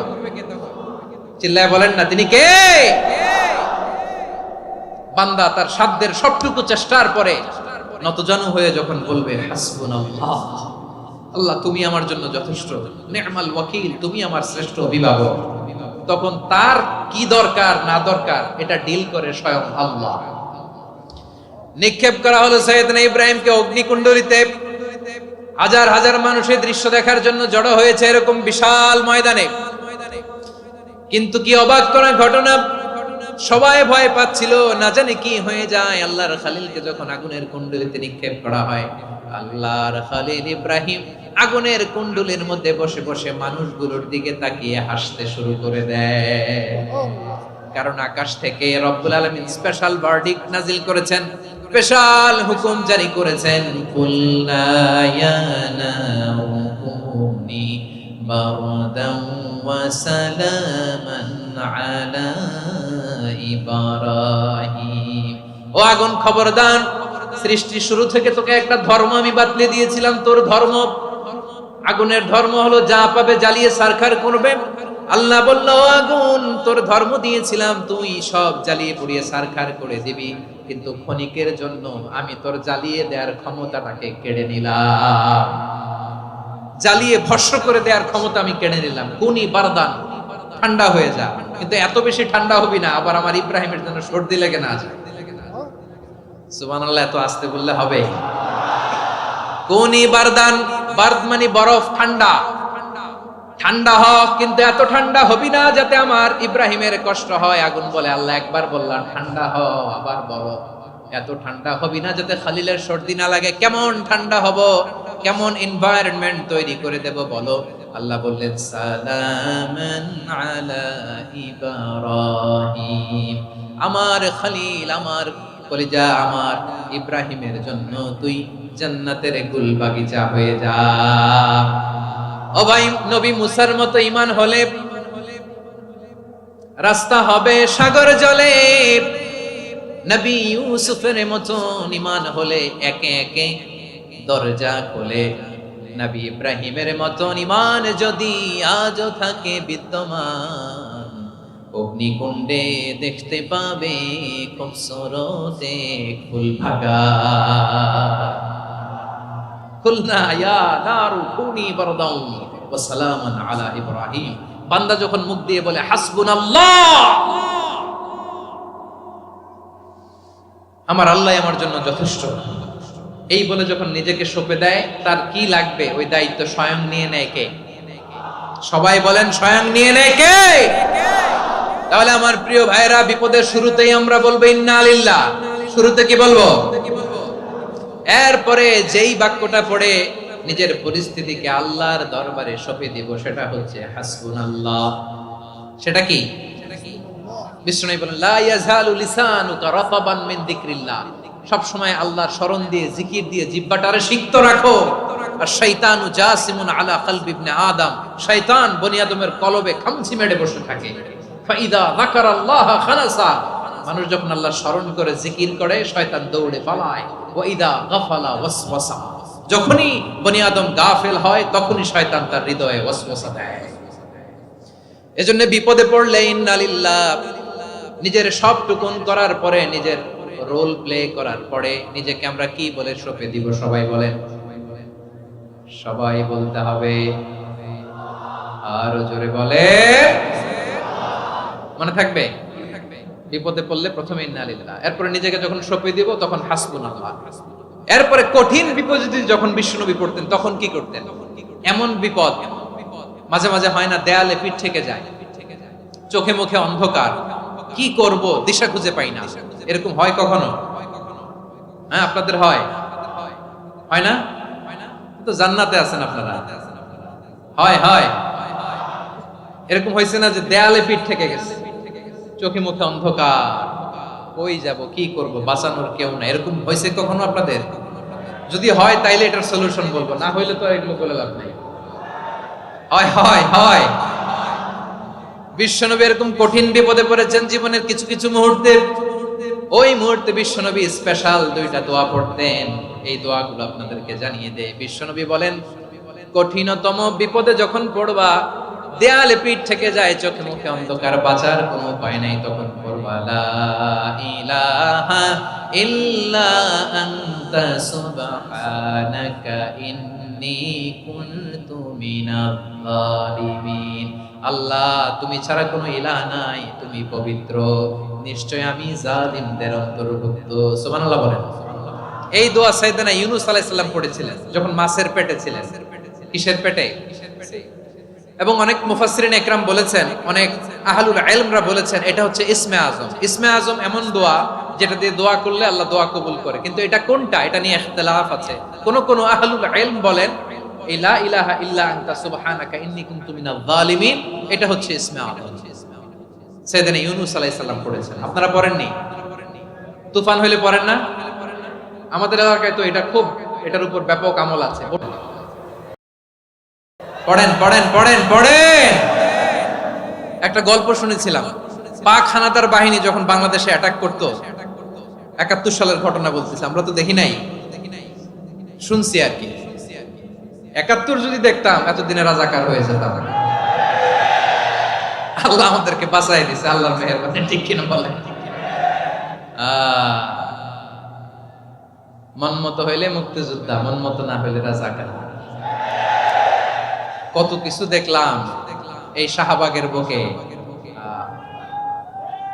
আল্লাহ, ৭১ সালে দেখি নাই, আমরা শুনেছি পাক হানাদার বাহিনী জিজ্ঞেস করত মুসলিম না অমুসলিম চেক করার জন্য, বলতো কালেমা বল, কালেমা বাতাও। তো যারা কালেমা বলতে পারতো, পাকিস্তানি বাহিনী নাকি ওদেরকে ছেড়ে দিত, শুনেছি। তো একজনকে, এক বাঙালিরে পেয়ে তার মাথার মধ্যে বন্দুকের নল ধরে বলতেছে, কালেমা বল সালে, কালেমা বাতা, কালেমা বল। তো ভয়ের চোটে এই দোয়া পড়া শুরু করছে। ও পড়তেছে লা ইলাহা ইল্লা আনতা সুবহানাকা ইন্নী কুনতু মিনাজ জালিমিন। পাকিস্তানি বলে সালে ये तो मुसीबत का कलिमा है, বাঙালি কয় হাম তো ভি মুসিবত মে হ্যায়। পাকিস্তানি বলে বেটা কোন দোয়া বললি, এটা তো মুসিবতের কালেমা। কয় আমিও তো মুসিবতে আছি, আমার মাথার মধ্যে বন্দুক ধরে তুমি আমারে কালেমা জিজ্ঞেস করো, এখন কোনটা কালিমা আর কোনটা কি দোয়া, আমার হুঁশ আছে নাকি? প্রিয় ভাইরা, আসলে এটা দুআউল মুসিবা, বিপদে পড়লে এই দোয়া পড়তে হয়। লা ইলাহা ইল্লা আনতা সুবহানাকা ইন্নী কুনতু মিনাজ জালিমিন। এটা পড়বেন আপনারা। এই দোয়া পড়ে সাইয়েদনা ইউনূস আলাইহিস সালাম মাছের পেট থেকে রক্ষা পেয়েছিলেন। রক্ষা করেছিল কে? তুমি ইউনূস নবীরে যখন খাইলো মাছেতে গিলিয়া, ফেরেশতা পাঠাইয়া দিলে ইসমে আজম দিয়া। প্রাণে ছিল যাহার ভয় সেথা পাইল আশ্রয়, প্রাণে ছিল যাহার ভয় সেথা পাইল আশ্রয়। মাছের পেট হতে সে যে পেল পরিত্রাণ। আল্লাহু আল্লাহু তুমি জাল্লে জালালুহু, শেষ করা তো যায় না গে তোমার গুণগান। আল্লাহু আল্লাহু সুবহানাল্লাহ পড়ে। লা ইলাহা ইল্লা আনতা সুবহানাকা ইন্নী কুনতু মিনাজ জালিমিন। বিশ্বনবী বললেন, দেয়ালে পিঠ থেকে গেলে, চোখে মুখে অন্ধকার, বাঁচার কোনো উপায় নাই, তখন এই দোয়াটা পড়তে হবে। এই দোয়া পড়ে আল্লাহর কাছে ফরিয়াদ করলে বিপদ মুক্ত করবেন কে? কেন এই দোয়াটা আল্লাহর কাছে বড্ড প্রিয় জানেন আমার ভাইরা? কারণ এই দোয়ার মধ্যে তিনটা জিনিস আছে। আমি যেরকম আঙ্গুল উঁচু করেছি, এরকম করেন তো। তিনটা। কয়টা? তিনটা। এক নম্বরে হচ্ছে তাওহীদ, দুই নম্বরে তাসবিহ, তিন নম্বরে তাকরীর। আই রিপিট, আবারও বলছি, এক নম্বরে তাওহীদ, দুই নম্বরে তাসবিহ, তিন নম্বরে তাকরীর। এই দোয়াটা আল্লাহর কাছে এত পছন্দনীয় কারণ এই দোয়ার প্রথম অংশে আছে তাওহীদ, আল্লাহর একত্ববাদের ঘোষণা। লা ইলাহা ইল্লা আনতা, ও আল্লাহ আপনি ছাড়া কোনো ইলাহ নাই, উপাস্য নাই। এই কথা বললে আর আল্লাহ বড় খুশি হয়ে যায়। সুবহানাল্লাহ পড়েন। এই দোয়ার দ্বিতীয় অংশে আছে তাসবিহ, মানে আল্লাহর প্রশংসা, প্রশংসা সূচক বাণী। সুবহানাক সুবহানাক সুবহানাক, ও আল্লাহ আমি আপনার পবিত্রতা ঘোষণা করছি। সুবহানাক, এই কথা শুনলেও আল্লাহ খুশি হয়ে যায়। সুবহানাল্লাহ পড়েন। এই দোয়ার তৃতীয় অংশে আছে তাকরীর, তাকরীর মানে পাপের স্বীকৃতি। তাকরীর মানে কি? তাকরীর মানে পাপের স্বীকৃতি। এই দোয়ার তৃতীয় অংশে আছে ইন্নী কুনতু মিনাল জালিমিন, ও আল্লাহ আমি জালিমদের অন্তর্ভুক্ত। আল্লাহ আল্লাহ আমি জালেম, আল্লাহ আমি ভুল করেছি, অন্যায় করেছি, আল্লাহ আমি জালেমদের অন্তর্ভুক্ত। এই পাপের স্বীকৃতি, অ্যাকনলেজমেন্ট আল্লাহ বড় পছন্দ করেন। যখন আল্লাহর কাছে আপনি ছোট হবেন, ছোট হতে হতে যত ছোট হবেন, ওই দৃশ্যটা দেখতে আল্লাহ বড় পছন্দ করে। সুবহানাল্লাহ বলে। তিন নম্বর অংশ ইন্নী কুনতু মিনাজ জালিমিন, আল্লাহ আমি জালেমদের অন্তর্ভুক্ত। সাইয়েদনা আদম আলাইহিস সালাম ভুল করে যখন নিষিদ্ধ গাছের ফুল খেয়ে ফেললেন, ফল খেয়ে ফেললেন, আল্লাহ বললেন আদম ক্ষমা পেতে চাইলে তুমি আর হাওয়া মিলে স্বীকৃতি দাও, পাপের স্বীকৃতি আর পড়ো। রব্বানা যালামনা আনফুসানা ওয়া ইল্লাম তাগফির লানা ওয়া তারহামনা লানাকুনান্না মিনাল খাসিরিন। ও আল্লাহ আমি আদম আর হাওয়া যালামনা আনফুসানা, আমরা আমাদের নফসের উপর বড় জুলুম করেছি। আল্লাহ ওয়া ইল্লাম তাগফির লানা ওয়া তারহামনা, আপনি যদি ক্ষমা না করেন, আপনি যদি দয়া পরবশ না হন, আপনি যদি রহম না করেন, আমরা তো ক্ষতিগ্রস্তদের মধ্যে শামিল হয়ে যাব। এই দোয়া করার সাথে সাথে সাইয়েদনা আদম আর হাওয়া আলাইহিস সালামকে ক্ষমা করে দিলেন কে? তাহলে এই দোয়ার তিন নম্বর অংশ তাকরীর, এটা আল্লাহ বড় পছন্দ করে। আমার কলিজার টুকরা ভাইয়েরা, গুনাহ করে শিকার যেতে হবে, এটা আল্লাহ ভালোবাসেন। সাইয়েদনা আবু বকর রাদিয়াল্লাহু তাআলা বিষ্ণু ঈসা ইসলামকে বললেন, ইয়া রাসূলুল্লাহ আল্লিমনি দুআআন আদউ বিহি ফি সালাতি, নবী হে আপনি আমার এমন একটা স্পেশাল দোয়া শিখায়া দেন যে দোয়াটা আমি নামাজে পড়ব। নবী বললেন, তাহলে তুমি পড়ো আল্লাহুম্মা ইন্নী যালামতু নাফসি যুলমান কাসীরান ওয়া লা ইয়াগফিরুয যুনুবা ইল্লা আনতা ফাগফিরলি মাগফিরাতাম মিন ইনদিকা ওয়ারহামনি ইন্নাকা আনতাল গফুরুর রহিম। সুবহানাল্লাহ। সালাম ফেরানোর আগে পড়েন, কথা কয় না, পড়েন পড়েন। ও আবু বকর, নামাজে যদি দোয়া করতে মনে চায় এই দোয়াটা পড়বা, আল্লাহুম্মা ইন্নী যালামতু নাফসি, আল্লাহ জুলুম করেছি আমার নফসের উপর, যুলমান কাসীরা, অনেক জুলুম, ওয়ালা ইয়াগফিরুয যুনুবা ইল্লা আনতা, আপনি ছাড়াই যুনুব, এই পাপ ক্ষমা করার দ্বিতীয় কোনো রব নাই। আছে? আল্লাহ ছাড়া আমাদের গুনাহ আর কে কে ক্ষমা করতে পারে বলেন তো? কে পারে? কে? এজন্য আল্লাহরে বলবেন, আল্লাহ আমি ছাড়া তোমার গোলামের অভাব নাই, ও আমার রব, আমি ছাড়া এই জমিনের বুকে তোমার গোলামের অভাব নাই, কিন্তু তুমি ছাড়া তো আমার দ্বিতীয় কোনো রব নাই। পারবেন বলতে? পারবেন? চোখের পানি ছেড়ে আল্লাহরে বলবেন, আল্লাহ তুমি আমার রব, তুমি আমার সব। কি বলবেন? আল্লাহ আমারে রব। সবাই বলুন, আল্লাহ আমারে রব, দমে দমে তনু মনে তারিও রব, আল্লাহ আমারে রব। আল্লাহরে বলেন, আল্লাহ তুমি আমার রব, তুমি আমার সব। আল্লাহ আমি ছাড়া এই জমিনে তোমার গোলামের অভাব নাই, তুমি ছাড়া আমার দ্বিতীয় কোনো রব নাই। এ কথা বলে চোখের পানি ছেড়ে আল্লাহরে স্বীকৃতি দেন, আল্লাহ আমি পাপী, আল্লাহ জামিনে আমার চেয়ে বড় পাপী আর কেউ নাই।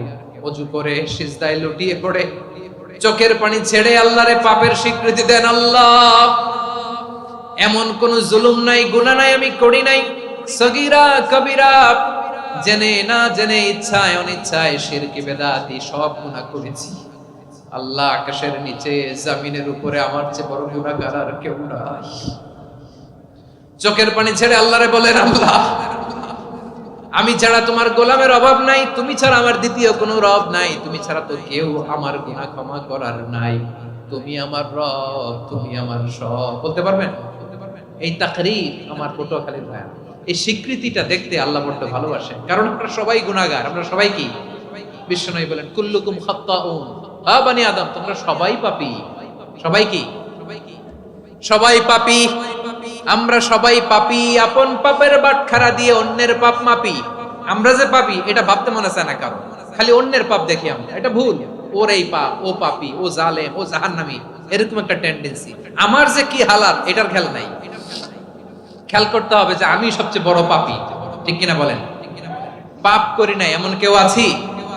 হ্যাঁ আছি, আছি। কেউ না জানলেও জানে কে আমার পাপের ঘটনা? পৃথিবী না জানুক আমি তো জানি, আমি কি পাপ করেছি। হায় ও আমার কলিজার টুকরা ভাইয়েরা, মাথাটাকে নিচু করে জীবনের সব গুনার ফিরিস্তিগুলো একটা একটা করে স্বীকার করে আল্লাহরে বলেন, আল্লাহ আমি পাপী,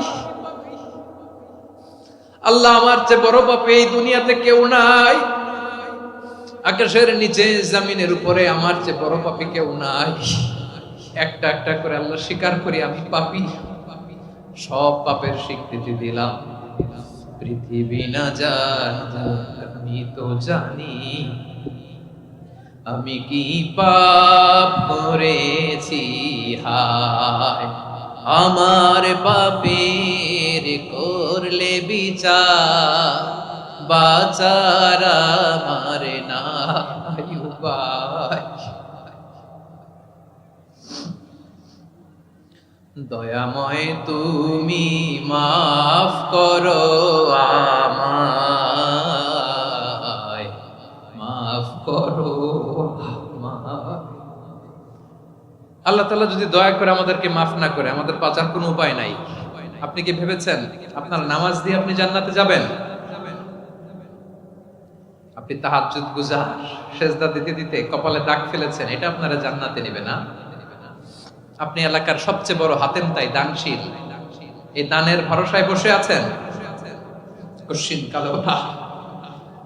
আমাদের নামাজ, আমাদের রোজা, আমাদের ইবাদত, এগুলোকে মিজানের পাল্লায় উঠালে কোনো ওজনই হবে না। তবে আমাদের একটা কৌশল জানা আছে, আমরা আল্লাহর রহমতের ভিখারি। আমরা সেদিন আগেই গুনার স্বীকৃতি দিয়ে দেব। আমরা বলবো, আল্লাহ তুমি প্রশ্ন করার আগে তোমার একটা কথা বলি, আমারে কিছু জিজ্ঞেস করো না, আমি সব করেছি। এমন কোন পাপ নাই যে পাপ আমারে দিয়ে হয় নাই। তোমার রহমত দিয়ে তুমি জান্নাতে পাঠাবা, তোমার দয়ায় জান্নাতে যেতে চাই, আমল দিয়ে না। পারবেন বলতে? কিয়ামতের দিন আমরা বলবো, আল্লাহ আমার আমল দিয়ে জান্নাত চাই না, আমি তোমার দয়া দিয়ে জান্নাত চাই। তোমার দয়া ছাড়া আমার কোনো উপায় নাই। কারণ আল্লাহ যদি বিচার করে বাঁচার কারো উপায় নাই। আল্লাহ যদি বলে ফেলেন তুই এটা করলি কেন, ওখানে গেলি কেন, কোরআনে 1000 বার নিষেধ করলাম তারপরেও এই পাপে জড়ালি কেন, এরকম প্রশ্ন ছুড়ে দিলে আমার উত্তর আছে? বাঁচার কোনো উপায় আছে? রোজ হাসরে হে আল্লাহ আমার করোনা বিচার, আল্লাহ করোনা বিচার, বিচার চাহি না তব দয়া চাই, এ গুনাহগার করোনা বিচার। আপনার আমল দিয়ে জান্নাতে যাবেন? কি দিয়ে যাবেন? আল্লাহর দয়া দিয়ে। আল্লাহর রহম আর দয়া ছাড়া কেউ জান্নাতের চেহারাও দেখতে পাবে না। আমার প্রিয় ভাইরা, এই দোয়া আল্লাহর কাছে পছন্দনীয় হওয়ার কারণ 3টা। দোয়ার প্রথম অংশে আছে তাওহীদ, আল্লাহর একত্ববাদের ঘোষণা। এই দোয়ার দ্বিতীয় অংশ আছে তাসবিহ, আল্লাহর প্রশংসা সূচক বাণী। এই দোয়ার 3 নাম্বার অংশ পাপের স্বীকৃতি। তাহলে আমরা সবাই গুনাহগার, আমরা আল্লাহর কাছে পাপের স্বীকৃতি দিয়ে বলবো, ও আল্লাহ ইন্নী কুনতু মিনাজ জালিমিন, আমরা জুলুম করেছি, পাপ করেছি, অন্যায় করেছি, আল্লাহ বুঝতে পারি নাই, শয়তানের ওয়াসওয়াসায় পড়ে, বন্ধুর পাল্লায় পড়ে, নফসের খায়েশ মিটাতে যে আল্লাহ করে ফেলেছি। তুমি গুনাহ না মাফ না করলে আমাদের গুনাহ মাফ করার দ্বিতীয় কেউ নাই। ঠিক কিনা বলেন? এভাবে অনুতপ্ত হয়ে যদি আল্লাহর কাছে দোয়া করেন, দেয়ালে পিঠ থেকে গেছে, কোন রাস্তা নাই বের হওয়ার, ওই মুহূর্তেও আপনাকে বিপদ থেকে উদ্ধার করবে কে? বিশ্বনবী চরম বিপদে পড়লে 2টা দোয়া পড়তেন। প্রথম হলো এটা, লা ইলাহা ইল্লা আনতা সুবহানাকা ইন্নী কুনতু মিনাল জালিমিন। এই দোয়াটা আমরা বেশি বেশি পড়ব প্রিয় ভাইরা। রাজি আছেন? সবাই আওয়াজ করে পড়ুন ইনশাআল্লাহ। আমার প্রিয় ভাইয়েরা, বিপদে পড়লে বিশ্বনবী আরো একটা দোয়া পড়তেন, লা ইলাহা ইল্লাল্লাহুল আযীমুল হালিম, লা ইলাহা ইল্লাল্লাহু রাব্বুল আরশিল আযীম, লা ইলাহা ইল্লাল্লাহু রাব্বুস সামাওয়াতি ওয়াল আরদি ওয়া রাব্বুল আরশিল কারীম। এই যে বললাম, রেকর্ড হয়ে গেছে। এখন তো আর ইনস্ট্যান্ট মুখস্থ না হলো, পরে মুখস্থ করে নেবেন। আল্লাহ ছাড়া কোনো উপাস্য নাই, তিনি সুমহান, মহা সহিষ্ণু। আল্লাহ ছাড়া কোনো উপাস্য নাই, তিনি সুমহান, আরশের অধিপতি। আল্লাহ ছাড়া কোনো উপাস্য নাই, তিনি আকাশের মালিক, জমিনের মালিক, তিনি সুবিশাল আরশের অধিপতি। সুবহানাল্লাহ পড়েন। এই দোয়াটা কেউ যদি পড়ে যদি এর ওসিলা করে দোয়া করে, তাকে বিপদ থেকে মুক্তি দেয় কে? মনে থাকবে আপনাদের? তাহলে বিপদের প্রথম ধাক্কায় কি যেন পড়তে হয়? ইন্না লিল্লাহ। তারপরে কি বলে আল্লাহর কাছে নিজেকে সঁপে দিতে হয়? দেয়ালে পিঠ থেকে গেলে লা ইলাহা ইল্লা আনতা সুবহানাকা ইন্নী কুনতু মিনাজ জালিমিন। 2 নাম্বার হচ্ছে লা ইলাহা ইল্লাল্লাহুল আযীমুল হালিম, লা ইলাহা ইল্লাল্লাহু রাব্বুল আরশিল আযীম, লা ইলাহা ইল্লাল্লাহু রাব্বুস সামাওয়াতি ওয়াল আরদি ওয়া রাব্বুল আরশিল কারীম। মনে থাকবে? ইনশাআল্লাহ বলেন সবাই, আওয়াজ করে সবাই ইনশাআল্লাহ।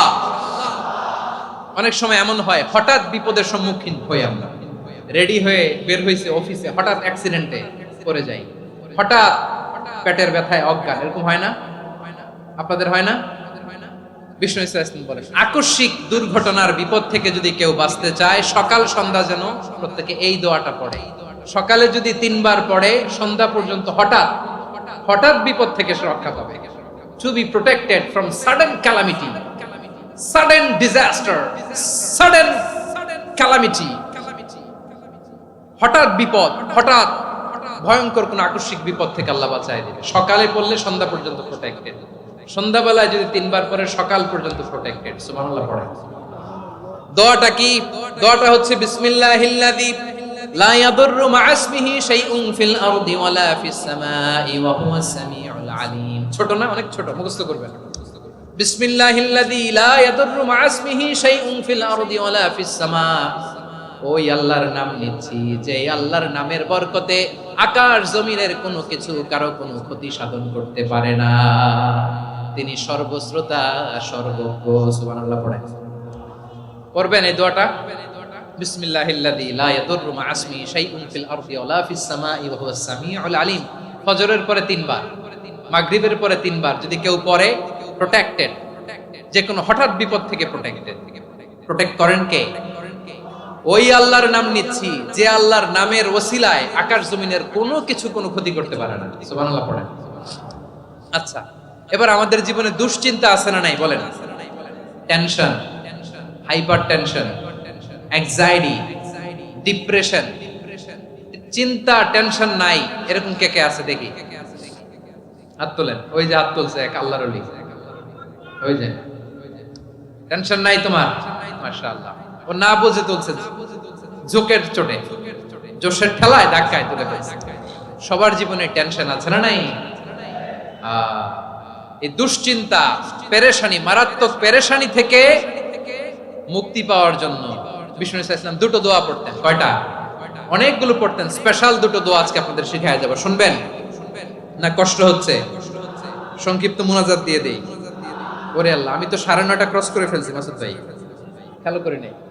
আরো কয়েক মিনিট? ঠিক আছে, ঠিক আছে। পেরেশানিতে পড়লে, টেনশনে পড়লে এই দোয়াটা, প্রিয় ভাইরা, বিষ্ণু ইসলাম যখন খুব বিপদে পড়তেন, দুশ্চিন্তা ওনাকে ঘিরে ধরতো, উনি পড়তেন ইয়া হাইয়ু ইয়া কাইয়ুম বিরহমাতিকা আস্তাগীথ, ইয়া হাইয়ু ইয়া কাইয়ুম বিরহমাতিকা আস্তাগীথ, ইয়া হাইয়ু ইয়া কাইয়ুম, হে শাশ্বত অবিনশ্বর, হে চিরঞ্জীব, বিরহমাতিকা আস্তাগীথ, তোমার রহমতের উসিলায় তোমার কাছে ফরিয়াদ করি। এটা পড়তেন। আবার আরেক বর্ণনায় এসেছে ইয়া হাইয়ু ইয়া কাইয়ুম বিরহমাতিকা আস্তাগীথ আসলিহ লি শা'নি কুল্লাহু ওয়ালা তাকিলনি ইলা নাফসি তারফাতা আইন। আসলিহ লি শা'নি কুল্লাহ, আল্লাহ আমার সবকিছু আপনি সেটেল করে দেন। আমাদের সব ঝামেলা সেটেল করে দিতে পারে কে? আমরা তো সেটেলমেন্টের জন্য ওএসপি সাহেবের কাছে যাই, ডিসি সাহেবের কাছে যাই, অমুক ভাইয়ের কাছে যাই, তমুক ভাইয়ের কাছে যাই। এই দোয়া পড়লে আরশের উপর থেকে আপনার ম্যাটার সেটেল করে দিবে কে? তাহলে পড়বেন ইয়া হাইয়ু, এ চিরঞ্জীব।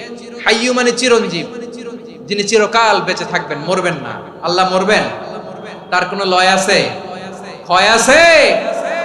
সূরা রহমানে আল্লাহ বললেন কুল্লু মান আলাইহা ফানি ওয়া ইয়াবকা ওয়াজহু রাব্বিকা যুল জালালি ওয়াল ইকরাম ফাবিআইয়ি আলাই রাব্বিকুমা তুকাযিবান। জমিনে যা আছে সব ফান, ভ্যানিশ হয়ে যাবে, নিশ্চিহ্ন হয়ে যাবে, শেষ হয়ে যাবে, সব বিলুপ্ত হয়ে যাবে, একজন ছাড়া। জোরে বলেন তিনি কে?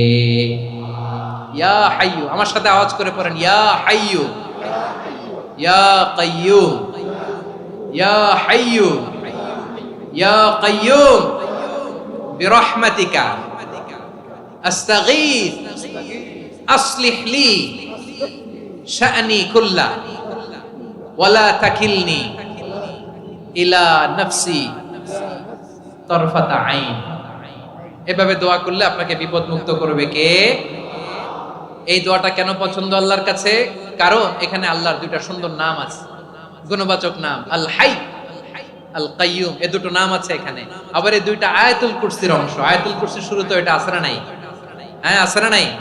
3 নাম্বার কারণ এটা ইসমে আজম। কোন দোয়াটা ইসমে আজম? যে দোয়া ওসিলায় দোয়া করলে আল্লাহ দোয়া ফেরায় না। অনেকগুলো মত আছে, সবচেয়ে ভ্যালিড মত হচ্ছে এটা, ইয়া হাইয়ু ইয়া কাইয়ুম। এর ওসিলা দিয়ে দোয়া করলে দোয়া কবুল করে কে? 2 নম্বরে বিশ্বনবী মারাত্মক বিপদে পড়লে আরেকটা দোয়া পড়তেন, আল্লাহুম্মা ইন্নী আবদুক। আগে দোয়াটা পড়ি, শুনেন।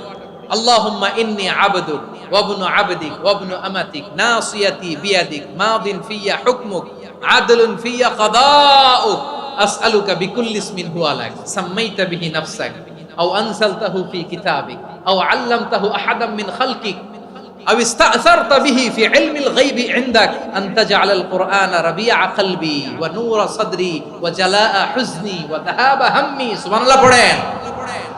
বিশ্বনবী বলতেন আল্লাহুম্মা ইন্নী আবদুক, ও আল্লাহ আমি আপনার গোলাম, ওয়াবনু আবদিক, গোলামের ঘরের গোলাম, ওয়াবনু আমাতিক, বাদির ঘরের গোলাম। মানে আল্লাহ আমি আপনার গোলাম, আমার বাবা আব্দুল্লাহ ছিল আপনার গোলাম, আমার মা আমিনা ছিল আপনার বাদী। মানে আমরা গোলাম বংশের, সব গোলাম।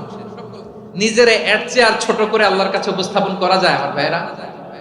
কথা কি বুঝতেছেন? নিজেকে এর চাইতে ছোট, নগণ্য আর তুচ্ছ করে আল্লাহর সাথে প্রেজেন্ট করা যায়? বিশ্বনবী বললেন, ও আল্লাহ আমি আপনার গোলাম, গোলামের ঘরের গোলাম, দাসীর ঘরের গোলাম।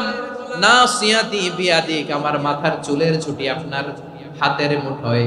আপনি ডানে টান দিলে আমি ডানে যেতে বাধ্য, আপনি বাঁয়ে টান দিলে বাঁয়ে যেতে বাধ্য। সুবহানাল্লাহ বলেন। পিছনে দুই একজন ভাই দাঁড়ালেন কেন? হ্যাঁ, বসুন। জায়গা চেঞ্জ করতেছে, সেই দুপুর থেকে বসে আছে আমি জানি জানি। মাশাআল্লাহ, কেউ দুই একজন বেরিয়েছে, গ্যাপ পূরণ করতেছে। মাশাআল্লাহ, পড়েন সুবহানাল্লাহ, আলহামদুলিল্লাহ, লা ইলাহা ইল্লাল্লাহ, মুহাম্মাদুর রাসূলুল্লাহ সাল্লাল্লাহু আলাইহি ওয়াসাল্লাম। বিশ্বনবী বললেন, আল্লাহ আমার মাথার চুলের ঝুঁটি আপনার হাতের মুঠোয়। আচ্ছা, এইভাবে কাকে ধরা হয়? যে খুব ছোট, ঠিক কি না? নিজেকে কত ছোট করলেন বিশ্বনবী। ও আল্লাহ আমার মাথার চুলের ঝুঁটি আপনার হাতের মুঠোয়, আপনি ডানে টানলে আমি ডানে যাব, বাঁয়ে টানলে বাঁয়ে যাব। আল্লাহ আসআলুকা বিকুল্লি ইসমিন হুয়া লাক, নাসিয়াতি বিয়াদিক, মাদিন ফিয়া হুকমুক, আপনার নির্দেশ আমার উপর কার্যকর হবেই হবে। আদলুন ফিয়া কাদাউক, আপনার ফয়সালা, যেই ফয়সালাই আপনি আমার জন্য করেন এটাই ইনসাফ। সুবহানাল্লাহ বলেন। আমরা আল্লাহর ফয়সালায় সন্তুষ্ট হতে চাই না। কত কমপ্লেইন, আল্লাহ তুমি এটা দিলা না, ওইটা পাইলাম না, ওইটা হইল না রে, এরকম অভিযোগ, কমপ্লেইন আমাদের আছে না নাই? আর বিশ্বনবী বলতেন, আদলুন ফিয়া কাদাউক, আল্লাহ আমার জন্য তোমার যেটা ফয়সালা এটাই সবচেয়ে শ্রেষ্ঠ ইনসাফ, এর চেয়ে ইনসাফ আর হতে পারে? এভাবে কায়মন বাক্যে আল্লাহর কাছে বিশ্বনবী দোয়া করতেন। এরপরে বিশ্বনবী বললেন, আল্লাহ তোমার যত নাম আছে সব নামের ওসিলায় দোয়া করি, যে নাম তুমি আমাদেরকে জানিয়েছো, যে নাম তুমি আমাদেরকে জানাও নাই, যে নাম তুমি কোরআনে নাজিল করেছো, যে নাম নাজিল করো নাই, যে নাম শুধু নবীদেরকে জানিয়েছো। আর আল্লাহর এমন কিছু চমৎকার চমৎকার সুন্দর সুন্দর নাম আছে, এই নামগুলো রব্বুল আলামিন কাউকে জানাবে না। সুবহানাল্লাহ বলেন। আমরা তো 99 নাম জানি, 100 নাম জানি আল্লাহ, কিন্তু আল্লাহর এমনও কিছু নাম আছে যেগুলো আল্লাহ বিশ্বনবীরও জানায় নাই। এগুলো আল্লাহ ইলমুল গায়বে রেখে দিয়েছেন। দোয়ার সময় বলবেন, আল্লাহ তোমার যেই নামগুলো জানি, যেগুলো জানি না, যেগুলো কোরআনে আছে, যেগুলো নাই, যেগুলো নবীরে খাস ভাবে জানাইছো ওগুলোর উসিলায়, যেগুলো কোনোদিন জানাবাও না, তোমার ওই নামের উসিলাও তোমার কাছে চাও। আল্লাহ কোরআনকে আমার হৃদয়ের বসন্ত বানাও, আমার বক্ষের জ্যোতি বানাও, আমার চিন্তা দুশ্চিন্তা তুমি দূর করে দাও। বিশ্বনবী বললেন, এই কালিমাগুলো, এই বাক্যগুলো পড়ে যদি কেউ আল্লাহর কাছে ফরিয়াদ করে, তার হৃদয় থেকে দুশ্চিন্তা কাটিয়ে দিবে কে? পড়বেন, এই দোয়াগুলো পড়বেন। আচ্ছা, সব শেষে বলি, ঋণের বোঝায় যারা জর্জরিত, বিষ্ণু ইসলাম চমৎকার একটা দোয়া শিখিয়েছেন। আমাদের অনেকে ঋণের বোঝায় জর্জরিত, আছে না নাই? এদিকে কেউ আছেন? থাকলে হাত তোলার দরকার নেই, থাকলে এই দোয়াটা পড়বেন। এক সাহাবীর নাম আবু উমামা, নামাজের ওয়াক্ত ছাড়া উনি মসজিদে যেয়ে বসে আছে। বিশ্বনবী বললেন, কি রে আবু উমামা, নামাজের তো ওয়াক্ত হয় নাই, মসজিদে কি? সাহাবী বলে, হুমুমুন লাজিমাতনি ওয়া দুয়ুন, নবী গো ঋণের বোঝায় এমন টেনশনে আছি, ঘরে থাকতে পারলাম না, মসজিদে চলে আসছে। বিশ্বনবী বলেন, আমি কি তোমার এমন একটা দোয়া শিখাবো যেটা পড়লে আল্লাহ তাআলা তোমার ঋণের বোঝা হালকা করে দিবে? আবু উমামা বললেন, ইয়া রাসূলুল্লাহ অবশ্যই শিখাবেন। বিশ্বনবী বললেন, তাহলে তুমি পড়বা, আল্লাহুম্মা ইন্নী আউযু বিকা মিনাল হাম্মি ওয়াল হাযান ওয়া আউযু বিকা মিনাল জুবনি ওয়াল বুখল ওয়া আউযু বিকা মিন গালাবাতিদ দাইনি ওয়া কাহরির রিজাল। ও আল্লাহ, তোমার কাছ থেকে দুশ্চিন্তা থেকে পানাহ চাই, কৃপণতা, ভীরুতা, অলসতা, কার্পণ্যতা, এই সব কিছু থেকে, মানুষের কঠোরতা, আমার উপর মানুষের আধিপত্য এবং ঋণের বোঝা থেকে পানাহ চাই। এই দোয়াটা যখন বিশ্বনবী শিখাই দিলেন, আবু উমামা বারবার এই দোয়া পড়েন, আল্লাহুম্মা ইন্নী আউযু বিকা মিনাল হাম্মি ওয়াল হাযান ওয়া আউযু বিকা মিনাল আজজি ওয়াল কাসাল ওয়া আউযু বিকা মিনাল জুবনি ওয়াল বুখল ওয়া আউযু বিকা মিন গালাবাতিদ দাইনি ওয়া কাহরির রিজাল। আবু উমামা বলে, এই দোয়া আমি পড়তে লাগলাম আর পড়তে লাগলাম, কিছুদিন পরে দেখা গেল বিশ্বনবীর শেখানো এই দোয়ার বদৌলতে আল্লাহ তাআলা আমার সব ঋণ পরিশোধের ব্যবস্থা করে দিয়েছেন। পড়বেন পড়বেন। আমার প্রিয় পটুয়াখালীর ভাইয়েরা, বিশ্বনবীর জামাতা সাইয়্যিদিনা আলী রাদিয়াল্লাহু তাআলা আনহুর কাছে এক লোক এসে বলে, হে আলী, ঋণের বোঝায় আমি জর্জরিত, আমার কিছু অর্থ দিয়ে সাহায্য করো। সাইয়্যিদিনা আলী রাদিয়াল্লাহু তাআলা আনহু বললেন, আমি কি তোমারে এমন একটা দোয়া শিখাবো যেটা বিশ্বনবী আমাদের শিখিয়েছেন? এই দোয়া যদি তুমি পড়ো, লাউ কানা আলাইকা মিসলু জাবালিন কাবীরিন দাইনান আদাল্লাহু আনকা, পাহাড় পরিমাণে যদি ঋণের বোঝা হয়, আল্লাহ এটা পরিশোধের ব্যবস্থা করে দিবেন। ছোট্ট একটা দোয়া বিশ্বনবী শিখালেন, বললেন তুমি পড়বা, আল্লাহুম্মা কফিনি বিহালালিকা আন হারামিকা ওয়া আগনিনি বিফাদলিকা আম্মান সিওয়াক। বুঝতে আছে? হ্যাঁ আছে। আল্লাহুম্মা কফিনি বিহালালিকা আন হারামিকা, আল্লাহ তোমার হালাল দিয়ে আমাকে পরিতুষ্ট করো, হারাম থেকে বাঁচিয়ে রাখো, আর তোমার অনুগ্রহে মানুষের মুখাপেক্ষী যেন আমি না হই, আমি যেন সবসময় তোমার মুখাপেক্ষী হই, ওই তৌফিক দিও। সুবহানাল্লাহ পড়েন। এই দোয়া বেশি বেশি পড়লে ঋণের বোঝা হালকা করে দিবে কে? তাহলে প্রিয় ভাইয়েরা, বিপদে পড়লেই প্রথমে কি পড়বেন? পটুয়াখালী ভুইলা গেছে। বিপদে পড়লেই প্রথমে ইন্না লিল্লাহ কি বলে নিজেকে আল্লাহর কাছে সঁপে দিতে হয়? হাসবুনাল্লাহ। চরম বিপদে দেয়ালে পিঠ থেকে গেছে, তখন লা ইলাহা ইল্লা আনতা সুবহানাকা ইন্নী কুনতু মিনাজ জালিমিন। এরপরে লা ইলাহা ইল্লাল্লাহুল আযীমুল হালিম, এই দোয়া। আকস্মিক বিপদ, হঠাৎ যেন কোনো বিপদ আমাকে পেয়ে না বসে, এটার জন্য বিসমিল্লাহিল্লাযী লা ইয়াদুররু মা ইসমিহি শাইউন ফিল আরদি ওয়ালা ফিস সামাই ওয়া হুয়াস সামিউল আলিম। সকালে 3 বার, রাতে 3 বার। আর মারাত্মক tension, hyper tension, anxiety, depression থেকে বাঁচার জন্য 2 দোয়া, ইয়া হাইয়্যু ইয়া কাইয়্যুম, ইয়া হাইয়্যু ইয়া কাইয়্যুম, মনে থাকবে?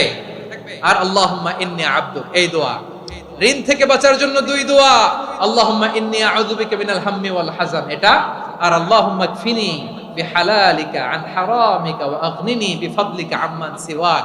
আর সব সময় পড়ার জন্য একটা আমল দিয়ে যাই, উঠতে বসতে, অফিসে যাচ্ছেন, অফিস থেকে ফিরতেছেন, বসে আছেন, শুয়ে আছেন, ছোট্ট এক শব্দে আমরা যেন বেশি বেশি পড়ি আস্তাগফিরুল্লাহ।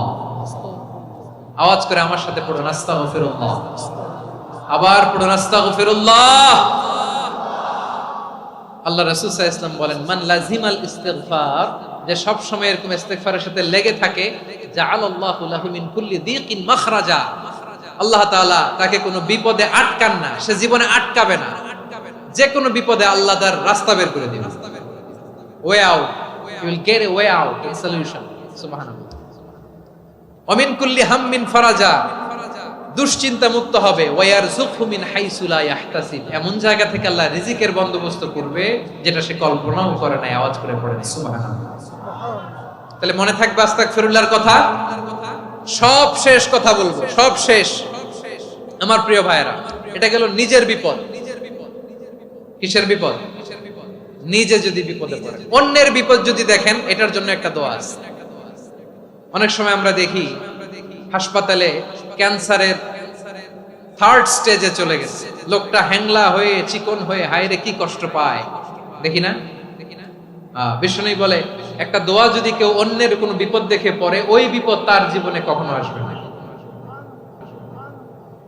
শুনবেন? শোনার আগ্রহ আছে? অনেক সময় হয় যে আমরা মহাসড়ক দিয়ে যখন চড়ি, দুর্ঘটনায়, আইরে আল্লাহ, দুর্ঘটনায় মানুষের মাথা একদিকে, দেহ আরেকদিকে, ব্লিডিং, এরকম হয় না? আল্লাহ তুমি হেফাজত করো। বিশ্বনবী বলেন, এই দুর্ঘটনা দেখে কেউ যদি এই দোয়াটা পড়ে, তার জীবনে সে কোনোদিন এরকম অ্যাক্সিডেন্টের সম্মুখীন হবে না। শুনবেন? বিশ্বনবী বলেন, অন্যের বিপদ দেখে কেউ যদি পড়ে, আলহামদুলিল্লাহিল্লাযী আফানি মিম্মা বতালাকা বিহি ওয়া ফাদ্দালানি আলা কাসীরিন মিম্মান খালাকা তাফদীলা, মানে প্রশংসা সে আল্লাহর, যে আল্লাহ তাআলা তোমাকে যেই জিনিস দিয়ে পরীক্ষা করেছে, আমাকে ওইটা থেকে বাঁচিয়ে দিয়েছে। তোমাকে আল্লাহ যেই বিপদে ফেলেছে, আমাকে ওই বিপদ থেকে তিনি মুক্ত রেখেছে, আর তার অনেক সৃষ্টির উপর আমাকে তিনি প্রাধান্য দিয়েছে। সুবহানাল্লাহ পড়েন। যে কোনো বিপদ, কারো ক্যান্সার দেখে যদি এই দোয়াটা আপনি বিশ্বাসের সাথে পড়েন, জীবনে কোনোদিন ক্যান্সার রোগে আক্রান্ত হবেন না। দুর্ঘটনা দেখে যদি পড়েন, ওই দুর্ঘটনা আপনাকে স্পর্শ করবে না। যে কোনো কারো বিপদ দেখে যদি কোনো বিশ্বাসী বান্দা এই দোয়া পড়ে, বিশ্বনবী বলেন, লাম ইউসিবহু যালিকাল বালা, ওই বিপদ তাকে আর ধরবে না। উফিয়া মিনহু মিন যালিকাল বালা কাইনাম মা কান, সে যতদিন হায়াত পাবে কোনোদিন ওই বিপদ তাকে স্পর্শ করবে না। এই দোয়াটা পড়তে রাজি আছেন আমার প্রিয় ভাইরা? তাহলে পুরো আলোচনার সেন্ট্রাল থিম হচ্ছে আমাদের জীবনে বিপদ আসবে, কষ্ট আসবে, দুঃখ আসবে, কিন্তু বিপদে আপদে আমরা হাল ছেড়ে দিব না, হতাশ হব না। মুমিন হতাশ হয় না, নিরাশ হয় না, হাল ছেড়ে দেয় না। মুমিন ভরসা রাখে একজনের উপর। আওয়াজ করে বলুন, যিনি কে? বিপদে পড়লে আমাদেরকে উদ্ধার করে কে? আবার আমাদেরকে যদি কোনো নেয়ামত আল্লাহ দিতে চান, ওইটা কেড়ে নেওয়ার ক্ষমতা কারো আছে? তাহলে আমরা কানেক্টিভিটি বাড়াবো কার সাথে? আমাদের প্রার্থনার ফরিয়াদের হাত তুলবো কার কাছে? রাজি আছেন পটুয়াখালীর ভাইয়েরা? মনে থাকবে কথাগুলো? আল্লাহ তাআলা আমাদের সবাইকে কথাগুলো বোঝার ও আমল করার তৌফিক দান করুন।